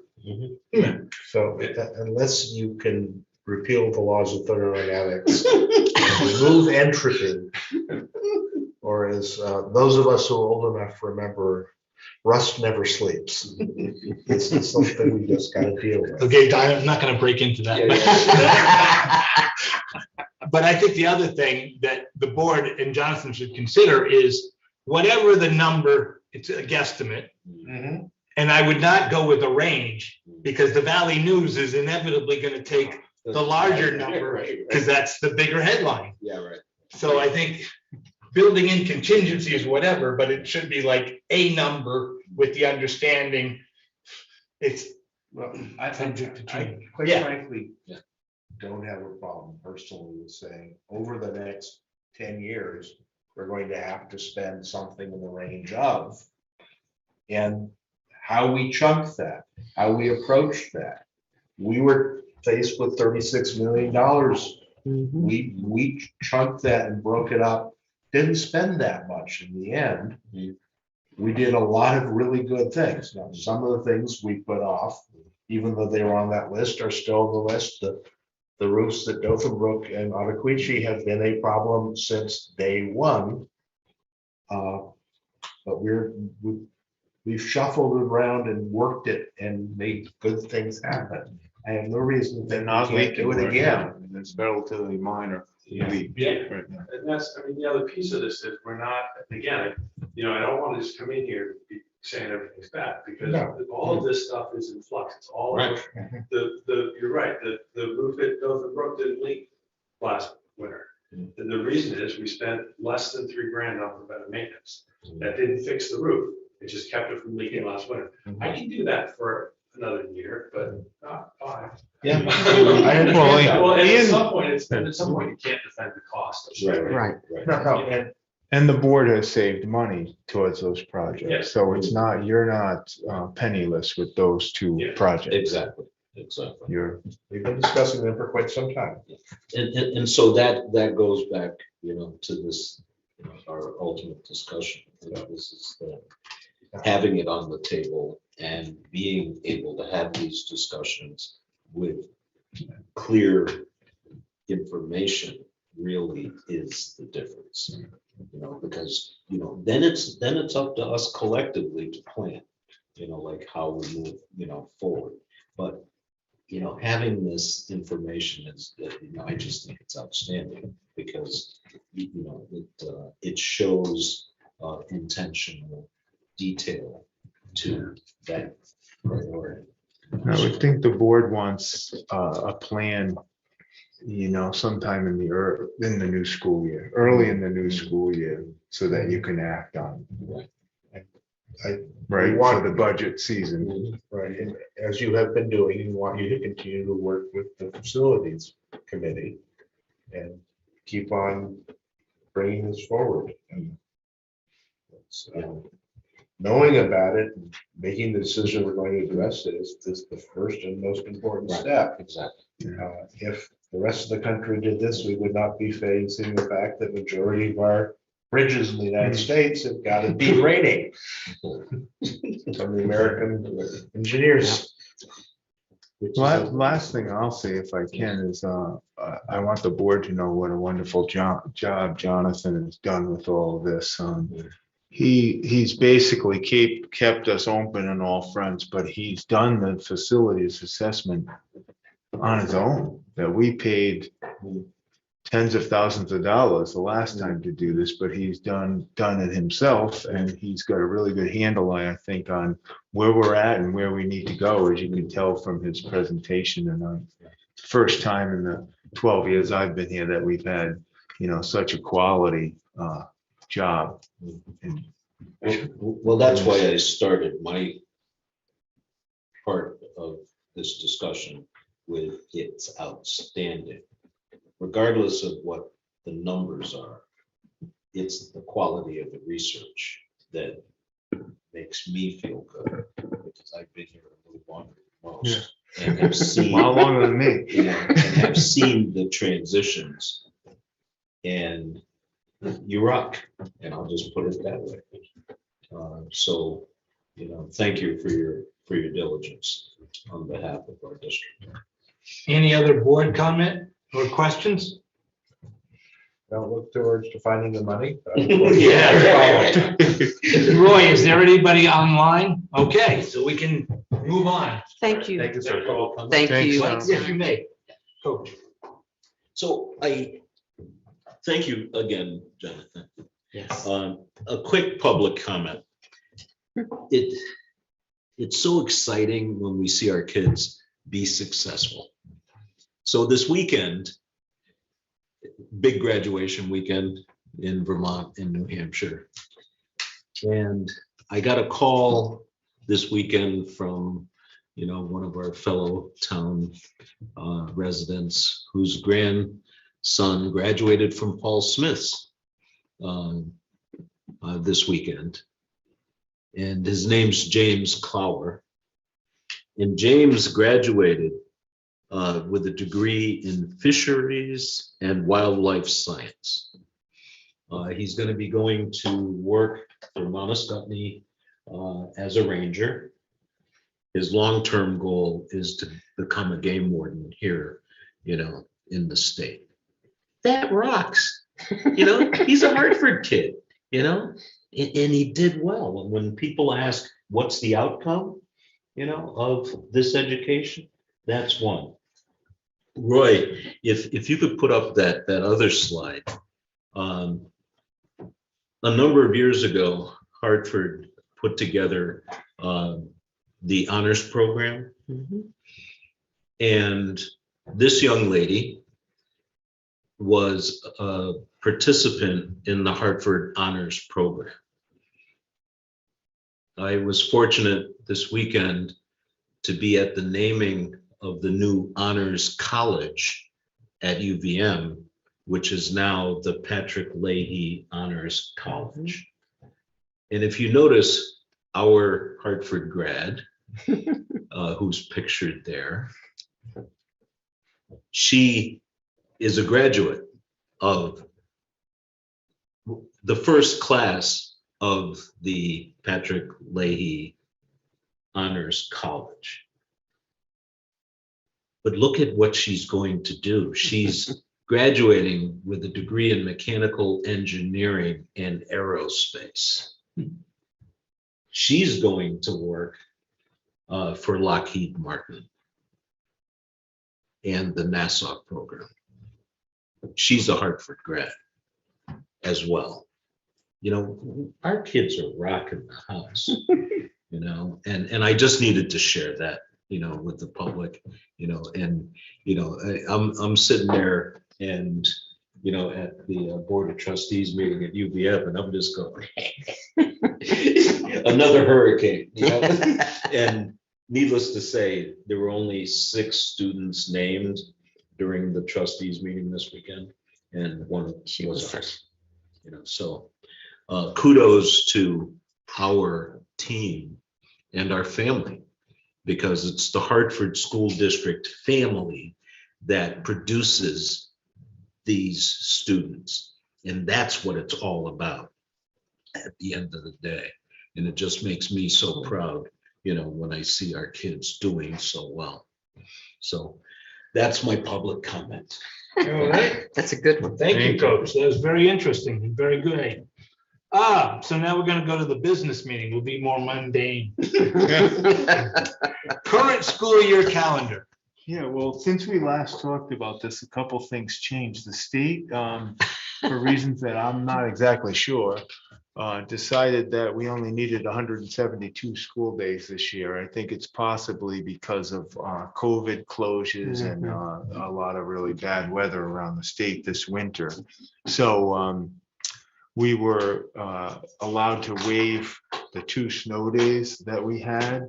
So instead of moving into the June 19th school week, we were able to lop off those 2 days that we had to make up. So ending on Thursday, June 15th, and the teachers will be here Friday, June 16th. So we were approved to do that, as was the whole rest of the state. I think everybody asked for the waiver, and that made a lot of people really happy. So I just wanted the board to know that. We are going to still going to do some of the activities we had for Juneteenth on June 15th. So excited about that. The board, want me to just keep going? Yeah, I mean, it's all part of the mundane. The board work plan, this is proposed for next school year, 2023-24. I did fix everything you asked at the last meeting for me to change or add or tweak. So I did that, as well as change the linkage meetings so that the open meetings are ones where you need to decide what you're going to do. I was going to ask Julie, because Roy will not be here next year in this role. He'll be at the high school teaching, but what we thought we needed for ends reporting. I think we committed to quarterly, or probably 3 times a year. So maybe to start thinking about when we would plug those into the schedule and where. Is that what you were saying? Yep. 3 times? Yep, that's exactly what it comes. And was one of those 3 like the goals for the year, like a kickoff type thing, saying, in terms of the ends, here's what we're going to be focusing on? Certainly could be. I think when we were talking about the 3 reporting, it was like looking at the 3 different ends that we had sort of, compiled the 6 into 3. But we certainly could, that could be an addition, would be a kickoff. This is what we're looking at. This is how we're going to be measuring. These are Right. some of the things. So for sure. And that seemed, September. what? Do that in the September. That's my Yeah. thought. Yeah. Yeah. Sure. Because that way, it gives us, here's what we're doing. Mhm. And we, then at that point, could also talk about benchmarks or progress Right. for the Yeah. next 2 meetings. Sure. Here's what we hope to accomplish. Mhm. And sort of inform the public of the work we're doing as part of our continuous improvement plan. And it actually all fits into this whole maintenance discussion as well, from the programmatic side. And then it ushers in our budget cycle, which is also part of that discussion. So Absolutely, because that gives a linkage between what we're trying to do and what the resources necessary to do that might be. So it sort of helps everyone understand, here's what we're doing, there's a cost, and then how well we did. yeah, exactly. Cool. My thanks for getting the climate change issue on the calendar. Yeah. I thought that was, a relatively the appropriate time to try. And then, so then we'll fit in another ends report, maybe, I don't know, February would be the right time, but it's the right calendar time. I just don't know if the board will be busy with budget and things. We're usually almost over it at that time. We're just doing presentations of the budget. So maybe the February engagement meeting would be the second ends. Because I And then think, something at the end. yeah, and I mean, could do that way with then, if there's something from the initial budget discussion you wanted to emphasize, you could just do that one thing. And if there's questions from the public, whatever, and then do the end reporting. Well, you have always tried the budgets to the things that the school district has accomplished. Having ends just before voting budget meetings makes a lot of sense to, we can say, well, this is the budget, this is what we're doing. Yeah, So and that's a good tie-in, I think. yeah, absolutely. It shows accomplishment. Yeah. Yes, Nancy. We talked about this. If not, it was in the back of my mind to talk about it. We didn't. Fair enough.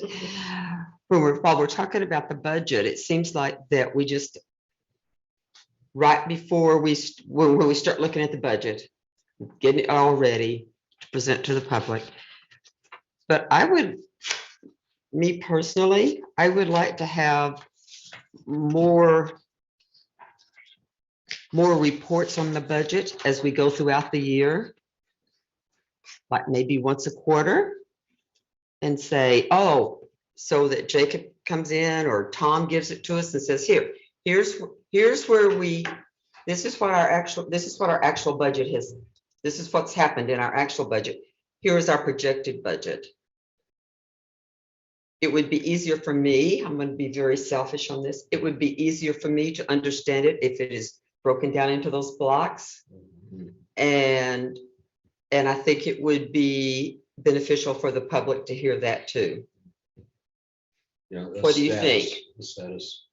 That makes sense. I think that has a lot of merit because then that ties it in saying, okay, we're on budget for this year. Yeah. So we're not, and when we do the next year's budget, the public has an idea that, Right. okay, yes, it's gone up, but we did spend within the budget or what and that then also makes it blankly clear we're fulfilling our obligations under the Exactly. statute.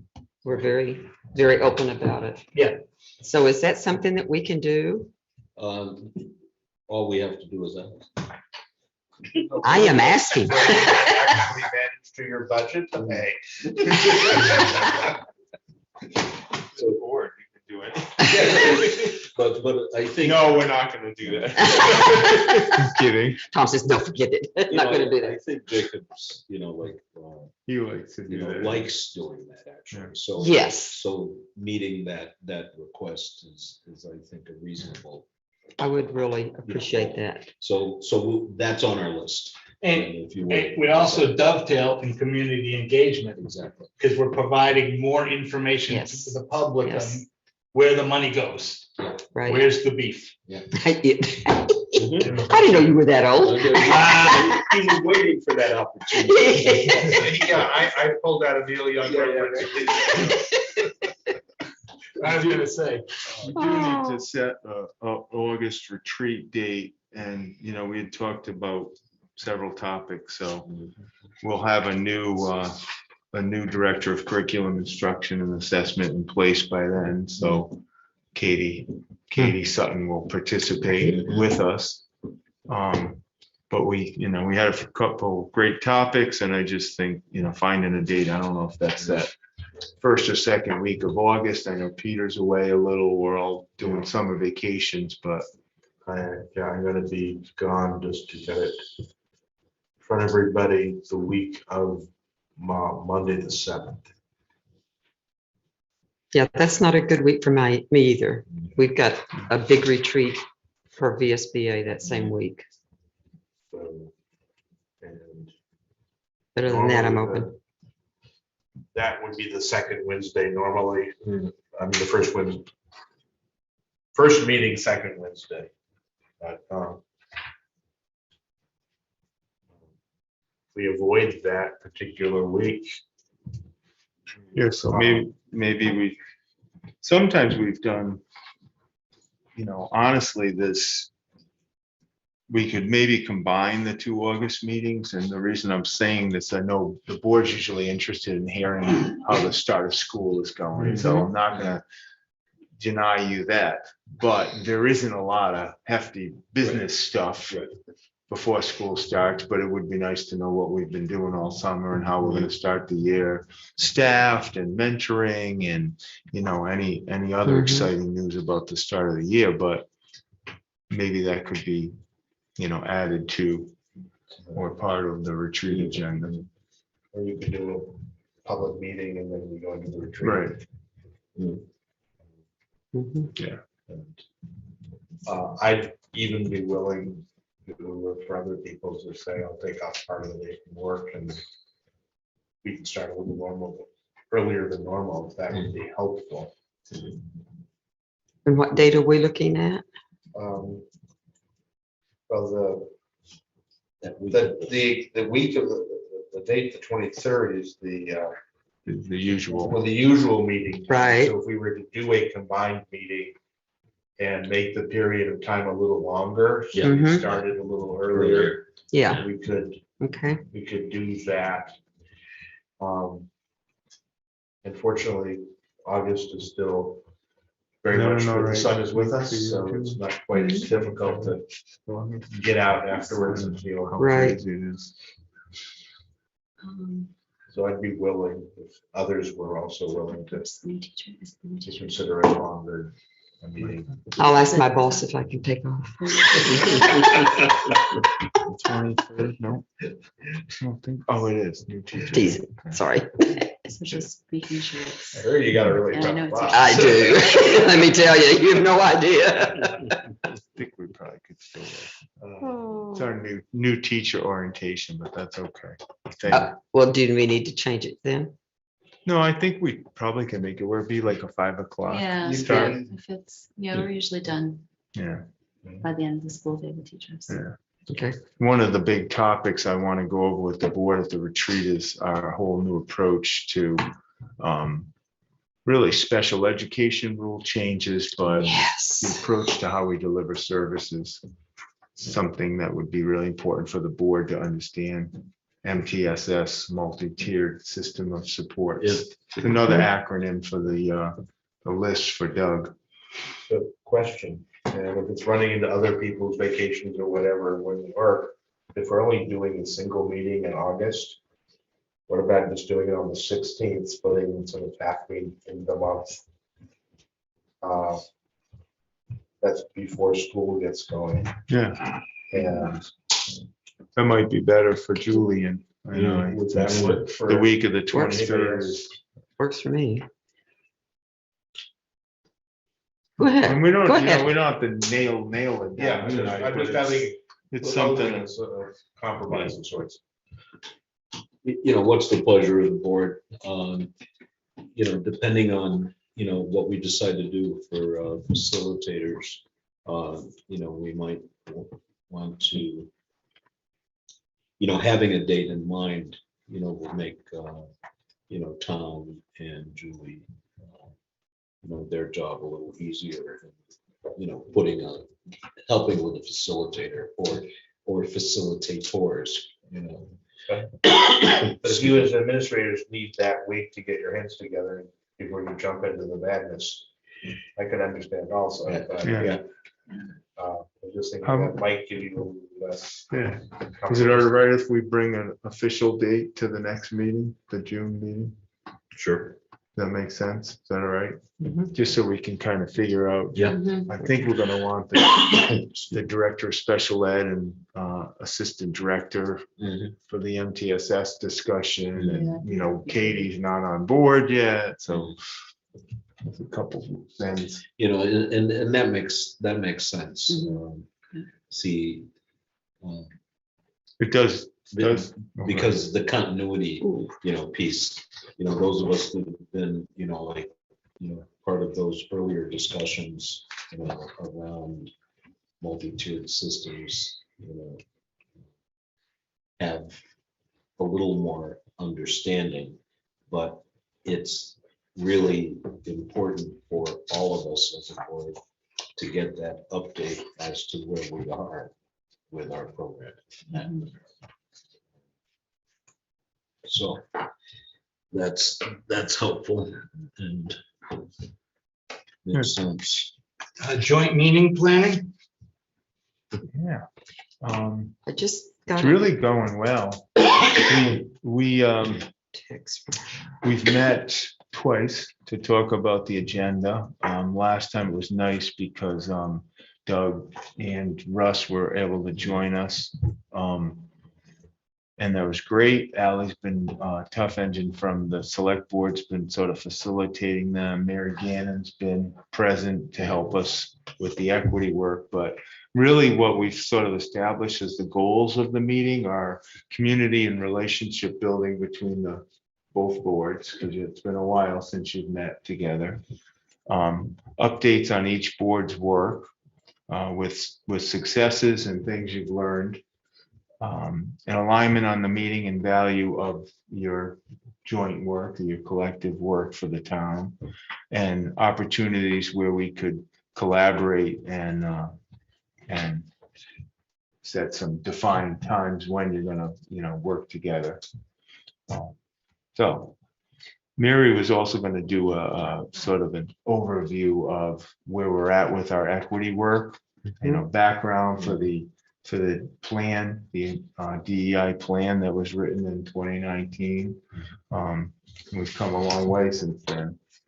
So she was going to do some background on that and some context and talk a lot about where we're at now and work with the boards to sort of map out a plan of where we're going with our equity. Ally sent out a email late this afternoon She did. and said that was wondering if May the 24th from 6 to 8 would work for everybody for the meeting. That's tonight. No, it was June 13th, I thought you. Yeah, we were supposed to do it never mind. tonight. Yes, You're right. I You're just- right. We were supposed to have it tonight. Right. The board. Yes, and then I'm sorry, I didn't skip down. I didn't go down far enough. I just remembered in the back of my mind that she had sent us a message. Yes, June 13th. June I think 13th, she was yeah. looking at, which is Tuesday. Usually you meet on the 14th. So you could still meet on the 14th and have the joint meeting on the 13th. That's a very, very busy week for all of us. Yes, it is. Graduation is on the 16th, right? Yep. I mean, I don't Middle have a school problem with the graduation is 13th, on. but I do think we do need to meet on the 14th as well. Yeah, Because I mean, the 13th is a joint meeting. And either we meet the 13th or we meet later in June. I don't think we can, because historically, we've also taken off July. Yeah. after graduation. But I do think there's a need for a meeting in June. I mean, I'm fine if that's any concern. Do we need Meeting. 2 meetings? So we have the June, if we do the joint meeting on the 13th, you're suggesting we need a second meeting. What would we do? Could we put that into the joint meeting is the question I'm asking. I'm not sure what you were planning to address. Well, I mean, there is the continuation possibly of an evaluation of an employee. Well, usually by the end of June, all of that has to be done. Yeah, so I mean, Yeah, that's so- why I'm saying So specifically the school board needs a meeting. It doesn't have to be a long meeting. Right. It could even be a one topic meeting, but Right now, you have the 14th and the 28th for, Right. school board meetings. those are scheduled. it's not tax season for me, so. Right. Yeah, Can't ruin your life more, eh? exactly. I think you'll probably have a need for some sort of business meeting, Right. whether it's the Well, that's- 14th or the 28th or even the 21st, or I don't know. The date can be flexible, but I do think, No, it needs to occur. Right. I think getting one meeting in the week of graduation is probably as much as we want to okay, I mean, test the system, and then we can do the second. yeah, I mean, I'm, yeah, like I I've said, got to be flexible, so. Yeah, I If you can- really think it's gonna work better that way, I'm willing to do it. It's just, it seems. no, Yeah, I mean, I think 2 meetings in that week may be a lot. yeah. As long as we subject for one of the subsequent weeks, either one is fine with me. Yeah. Okay. Me too. It doesn't matter. I just checked, so. After all, I may have to practice names in that time. Yeah, there are things that have to be done, for graduation. That's the biggest activity for us for the year.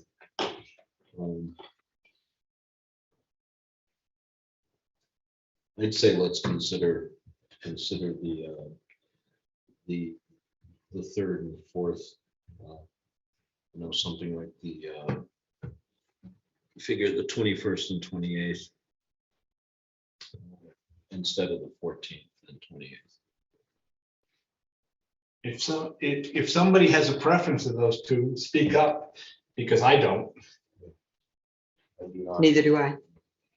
I'm free both. As far as I know. So from a logistical perspective, and thinking about the load for graduation week, it would make sense to do the 21st and 28th. You need, well, I do think one of those would be sufficient. We Yeah, have the joint meeting and then a additional business meeting to deal with. Yeah, well, that would be the 21st. Yeah, okay. Yeah, okay. All right. And then because our scheduled, meeting to close out the year, is the 28th. Because there's always something that comes up, yeah. that needs board action, for the end of the year. Just to close out the fiscal year, especially being that we don't have that initial meeting in July, at all. We don't have a meeting in July to deal with. So Yeah. we could leave the 28th on the schedule. Yeah. And then on the 21st, we make the determination, yes, no. Right. That If makes needed, sense to me. right, if needed. Yeah, Yep. But that way we've got the 2 dates set aside for us. Right.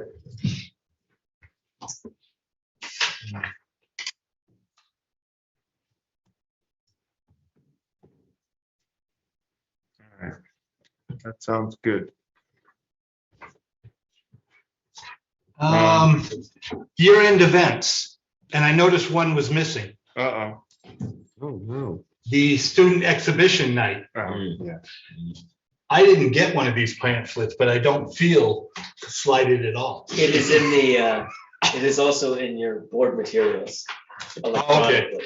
Yeah. Good comeback, Roy. June 1st. June 1st. What June time? 1st. 5, I believe. Is it? Oh, crap. On the document, I hope. I don't have it. I know, because that's why I asked the question, and I'm also sharing it with those 4 to maybe 5:30. Yes. 4 to 5:30. Yep. And for members of the public, I highly recommend going to that meeting because there's some wonderful work Yes. that's on exhibit. I've been to many of them as my children have aged out over the years. Well, and the first presentation tonight, that they have, if people wanted to learn more about the presentation today, they will be at exhibition night as well, so. Yep. It's not just student creative projects. Okay. And these others, like the retirement reception, awards night, and graduation. What time is graduation? 7 o'clock. Okay, is award night 7 o'clock? Yeah, I believe so, yes. On the Okay. 11th. Because you sent out one on the retirement reception already. Right. Yeah.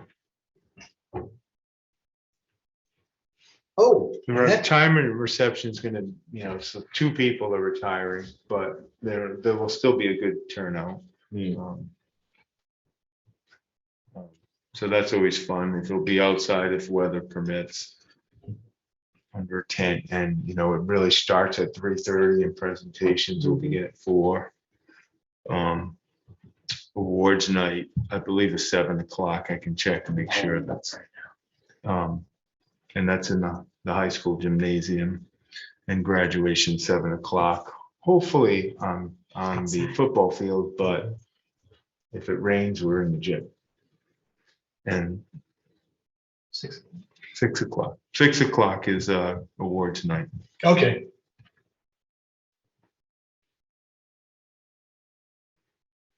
Well, that dovetails nicely into board attendance and roles.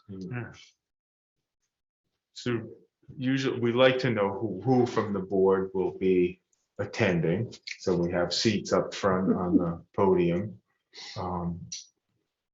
So, I don't know if you can tell me now or you'll get an invite and tell me. Ooh, I'll be there. I'll be there. So, Doug, you'll have to decide whether you want to do that.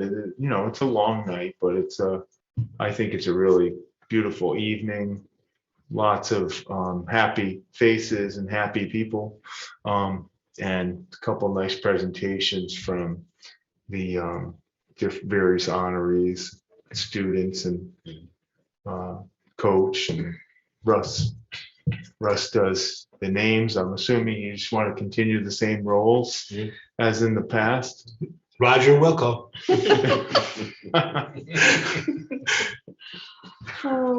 So you don't have to let me know tonight, but at some point, if you'd like to do See, that. Russ gets a chance to practice his linguistics. As long as nobody's from RPI, going to RPI, I'm fine. If it's anybody's going to RPI, I'm out. Because I still can't say that name. Yeah, great school, nothing against it, it's just a mental block. Well, I don't even remember it, so, all right, and then, go ahead. Okay, we finished the discussion on that? I think so. All right, review monitoring report EL7. And I think I'll lead the discussion since it was my issue. And given the events that during the year that transpired in a case of a student, I'm going to request the superintendent review his response to 7.4 specifically. And 7.4, basically, I'm turning to it now, is unnecessarily expose the organization, its board or staff to claims of liability.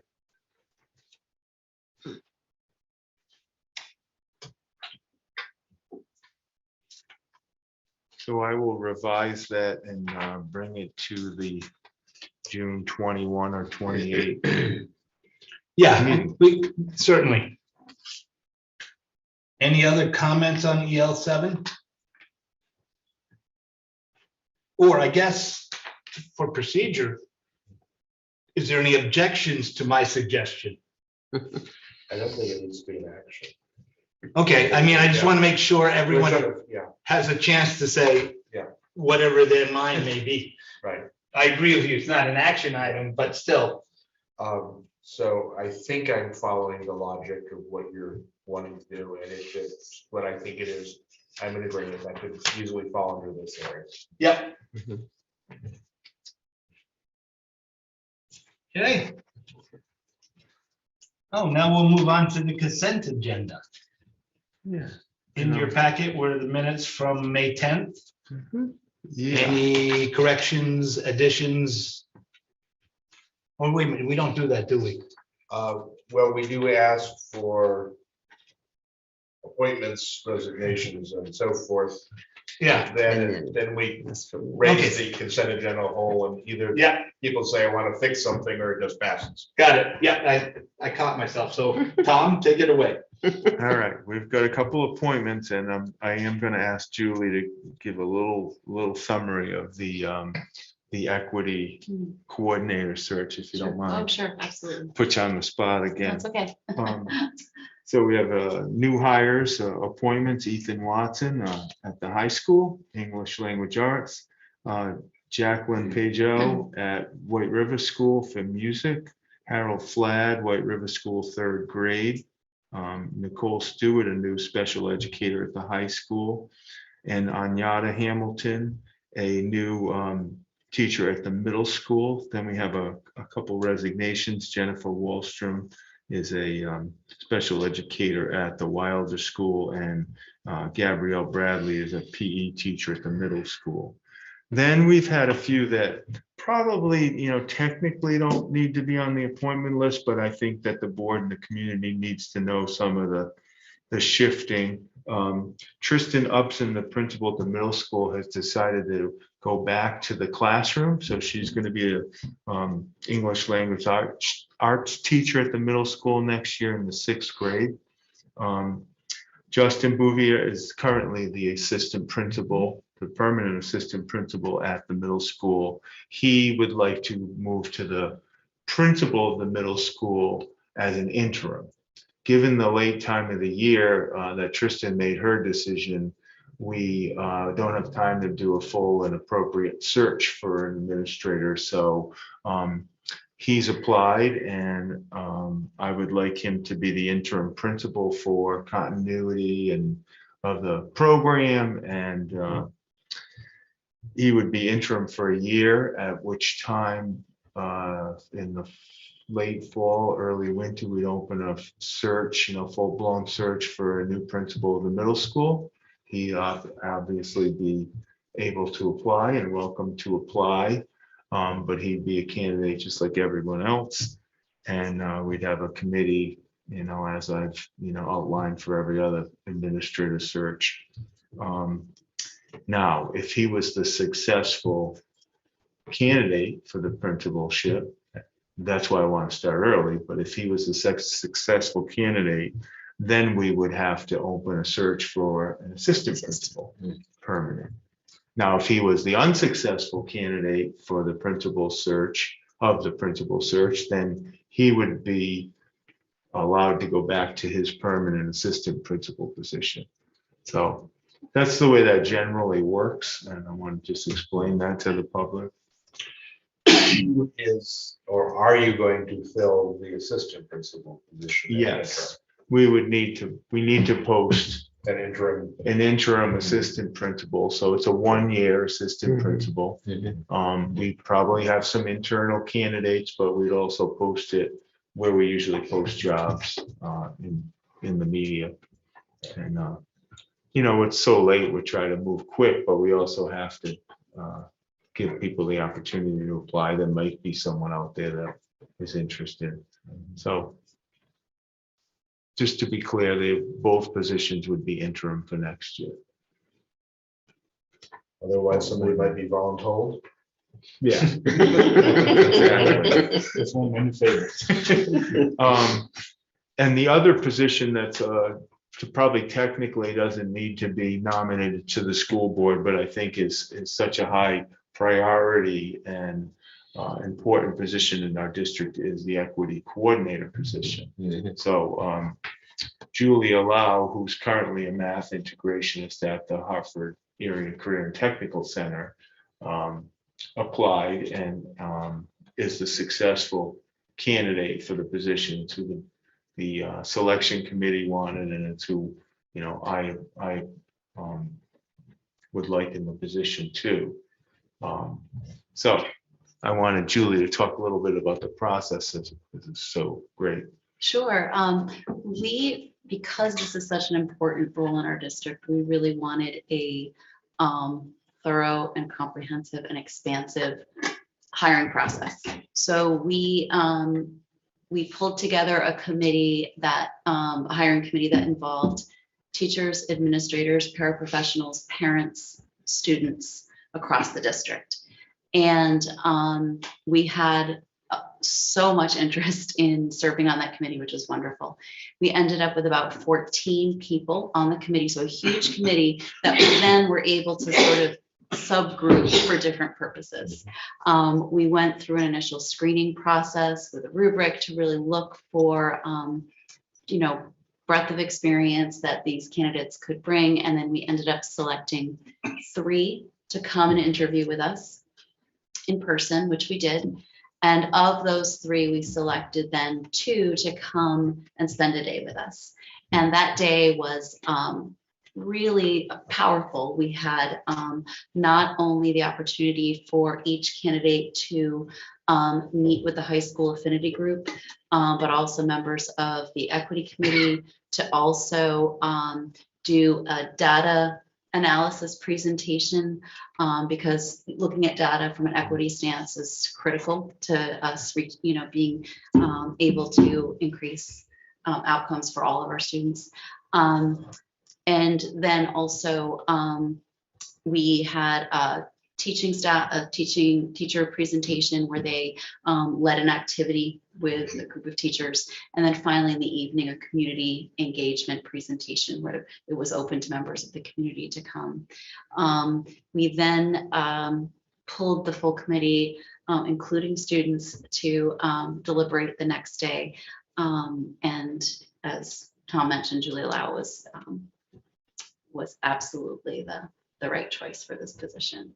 And I just want to really commend all of the involvement of all of not only the participants of the hiring committee, but the people who came to those presentations, the students who shared feedback at all the different sessions that those candidates offered, as well as those that were actually part of the hiring committee. It was really powerful, and we got we took every bit of input from every member, not only of the committee, but who attended each of those presentations and sessions, and looked at it really carefully in order to come to a consensus decision. Can you give a little description of the breadth of the pool that you looked at? What kinds of experiences, what locations they may have come from? Yeah. Kind of thing. So we had actually quite a significant pool. I think we ended up with maybe, I can't quite remember now, I want to say 13. Yeah, 13 is what I was going to say, 13 candidates who submitted materials. And really we had people from lots of different types of K-12 positions. We had both teachers and administrators and consultants and professors. So really a range of lots of different types of educational backgrounds. And we had a couple of other candidates that we thought would be really strong as well. They ended up taking other positions during the hiring process. So, as it happens, a few. But the pool extended beyond their own district. Absolutely. Yeah. Oh, yeah. Yes, absolutely. Primarily beyond. Yes, thank you for asking that. Yes, we had people from, actually, all over the country. You know, we had people that represented different parts of not only the state, but the country. So, yeah. Thank you for asking that. Yeah. And I hate to add additional things to maybe Julie's plate, but I do think it would be appropriate to have a presentation such as that to the HCORI committee, just because there isn't obviously an interest in that position in their work. And I think it would be appreciated by the committee members. Not, I mean, it would not be a chance to second guess, but just to understand who's going to be that person. And we meet by Zoom, so it would also might not be as inconvenient. We meet in person and by Zoom, so. The thing is, it's a great opportunity to share the process too, because one of the things that we know when people are trying to fill these positions statewide, having a rubric model that is designed the way ours was is powerful. So I think people just need to know.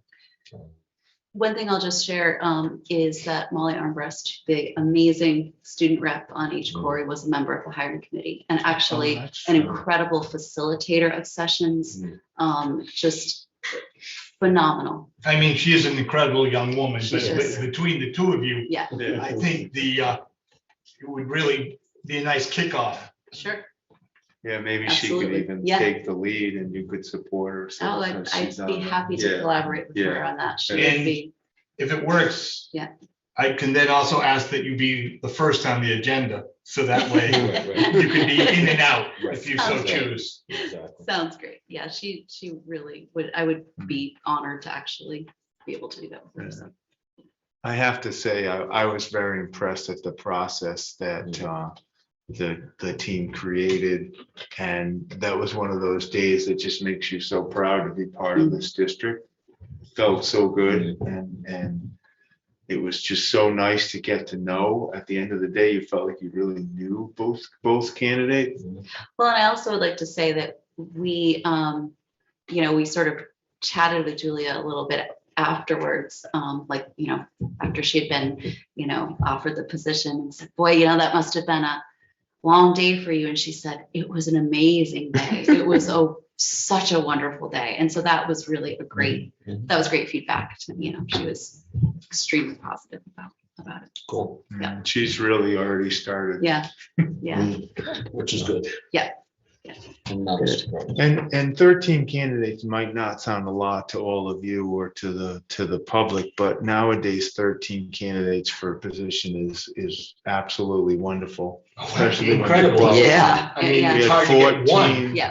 14 for the director of CIA, Roy's position, and 13 for Maggie's position, the equity coordinator. And it was just fantastic. Most of my colleagues, they say they got one or two for administrative positions. So we're doing pretty well. Oh, I'm running this on. Come on. Here we go. Is there any other public comment, Roy? Oh, do we have to vote on the consent? Well, so, yes, I was Get gonna it, ask if yeah. anybody had any changes to the minutes. If nobody did, I was gonna make a motion. Go ahead. One other thing, just real quick, middle school graduation is the 15th. So it's a little awkward this year because it's the last day of school, usually it's. Yeah. But Gonna be out on the lawn like we usually do? yeah, Okay, hopefully. thanks. Yeah, Thank you. Sorry to interrupt, but I just thought No, you should know that. that's important news. I'd like to move that we approve the consent agenda with our thanks to those who are leaving and a great welcome to those who are joining the Hartford Commission. second. Okay, all those in favor? Aye. Okay. Public comments. Are there any public comments? There are not. Okay. Any board member additional comments? None at this time. Actually, it's not really a public comment, but I wanted to say it before I forgot it. Okay. There has been some discussion about the position of student rep. to this board. My daughter, a former student rep to this board, was wanting to make it known that she was willing, in fact, almost eager to provide feedback that would help to whomever is going to be in charge of that program in the coming year. So if you wanted Great. to reach out to her, she would be very happy to talk to you. Super. Actually, that, I would like that to be an item on the next meeting. So we Okay. can I talk a agree. little bit about our plan. Right. Yeah, because I mean, that way, We figure out- a little creative plan, how to recruit and maintain a student rep that's a little different than what we've done. Okay. That would be great. If you want to talk to her before that or part of that. Yeah, that'd be nice. To talk. okay, and that would be perhaps on the 21st. You're right. Yeah. Okay. Any other, I mean, we've talked about a couple of things. One thing that occurs to me that I would like to happen in one of the two meetings would be a summarization of the ends results. Yeah, that's actually on our list. So, I mean, what's the board's pleasure on that? Because do we want to try for the 21st on that? Just so, Well, it's usually the last meeting of the year that we would, do that, or the fiscal, so it makes sense. okay, And then EL7, item 4, I don't know if Yeah. that's gonna be part of the consent agenda or if you want it to be part of the action items, but either way, it's gonna be on the agenda. I would say personally, it would be an action item because that would be more facilitating of discussion if there is any versus the consent agenda. Yeah. I agree. Okay, Russ, clarifying question on the ends report. yeah, Just want to make sure what I was gonna report out on is social emotional, health and well-being, and focusing on the social emotional results from Panorama 6-12 secondary, since we focused on academic through Julie on the K-5 side. yeah. So I just want to make sure is that, you said summary, so all of a sudden I was like, let's make sure you're okay with what I'm preparing. Oh, I think that's totally appropriate. Oh, And yes. summary might have been a poor choice of words on my I part. just wanted to make sure that something focused on very targeted and a subgroup. I just want to make sure you were. And that's actually probably more useful Yes. because then again, we're showing the actual results, good, bad, or indifferent. Yep.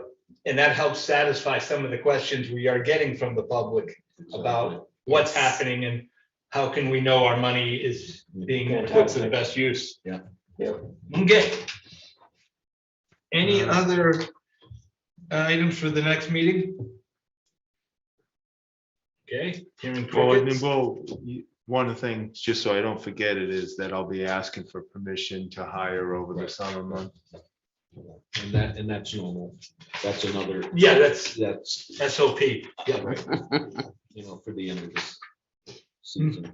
yeah, just so the district doesn't come to a halt. Exactly. Okay, I've been premature twice. Now are we done discussing items for the next meeting? I am. Can you tell I want to get out of here? You All should. right, and now the dope who promised to do this will read it. At the end of the board meeting, each board member and the superintendent or appointed evaluator for the meeting, which is me, completes this monitoring form. The responses are shared and the discussion is held on areas that need improvement. The chair collects the completed forms to use in the board's monitoring. Board was prepared for the meeting. Satisfactory. Board's time was spent on ends, not means, satisfactory. We just discussed ends. Each board member was given an opportunity to participate. Satisfactory. Board treated all persons with courtesy and fairness. Satisfactory. Board adhered to Robert's Rules of Order as appropriate and necessary. Satisfactory. Board adhered to its adopted governance style. It emphasized outward vision. It encouraged diversity of viewpoints. It exercised strategic leadership, not administrative detail. It maintained distinction between board and staff roles. It used collective decision-making. It looked to the future. All satisfactory. Here, here. Do we have a meeting for an executive session? Yes. Yes, we do. I Yes. thought we did, but I wanted to ask. Okay. So pursuant to one VSA section 313A3, I move that we find that there is need for executive session to discuss the evaluation of the public employee, and that we enter into said executive session. I'll second. Any further discussion? All those in favor? Aye. Any opposed? Motion carries. All right, do you want me in here from the get-go, or would you like a chance to chat, or how do you want to do that? Probably chat first. Yeah. We'll chat first. Yeah. To Tom, before you head up, could I just see you for a second? We just need to get something. This is. Thank you. Thank you, Julie. Thanks, Good Julie. to see y'all. Julie, I'll give you a call. Got a couple of things to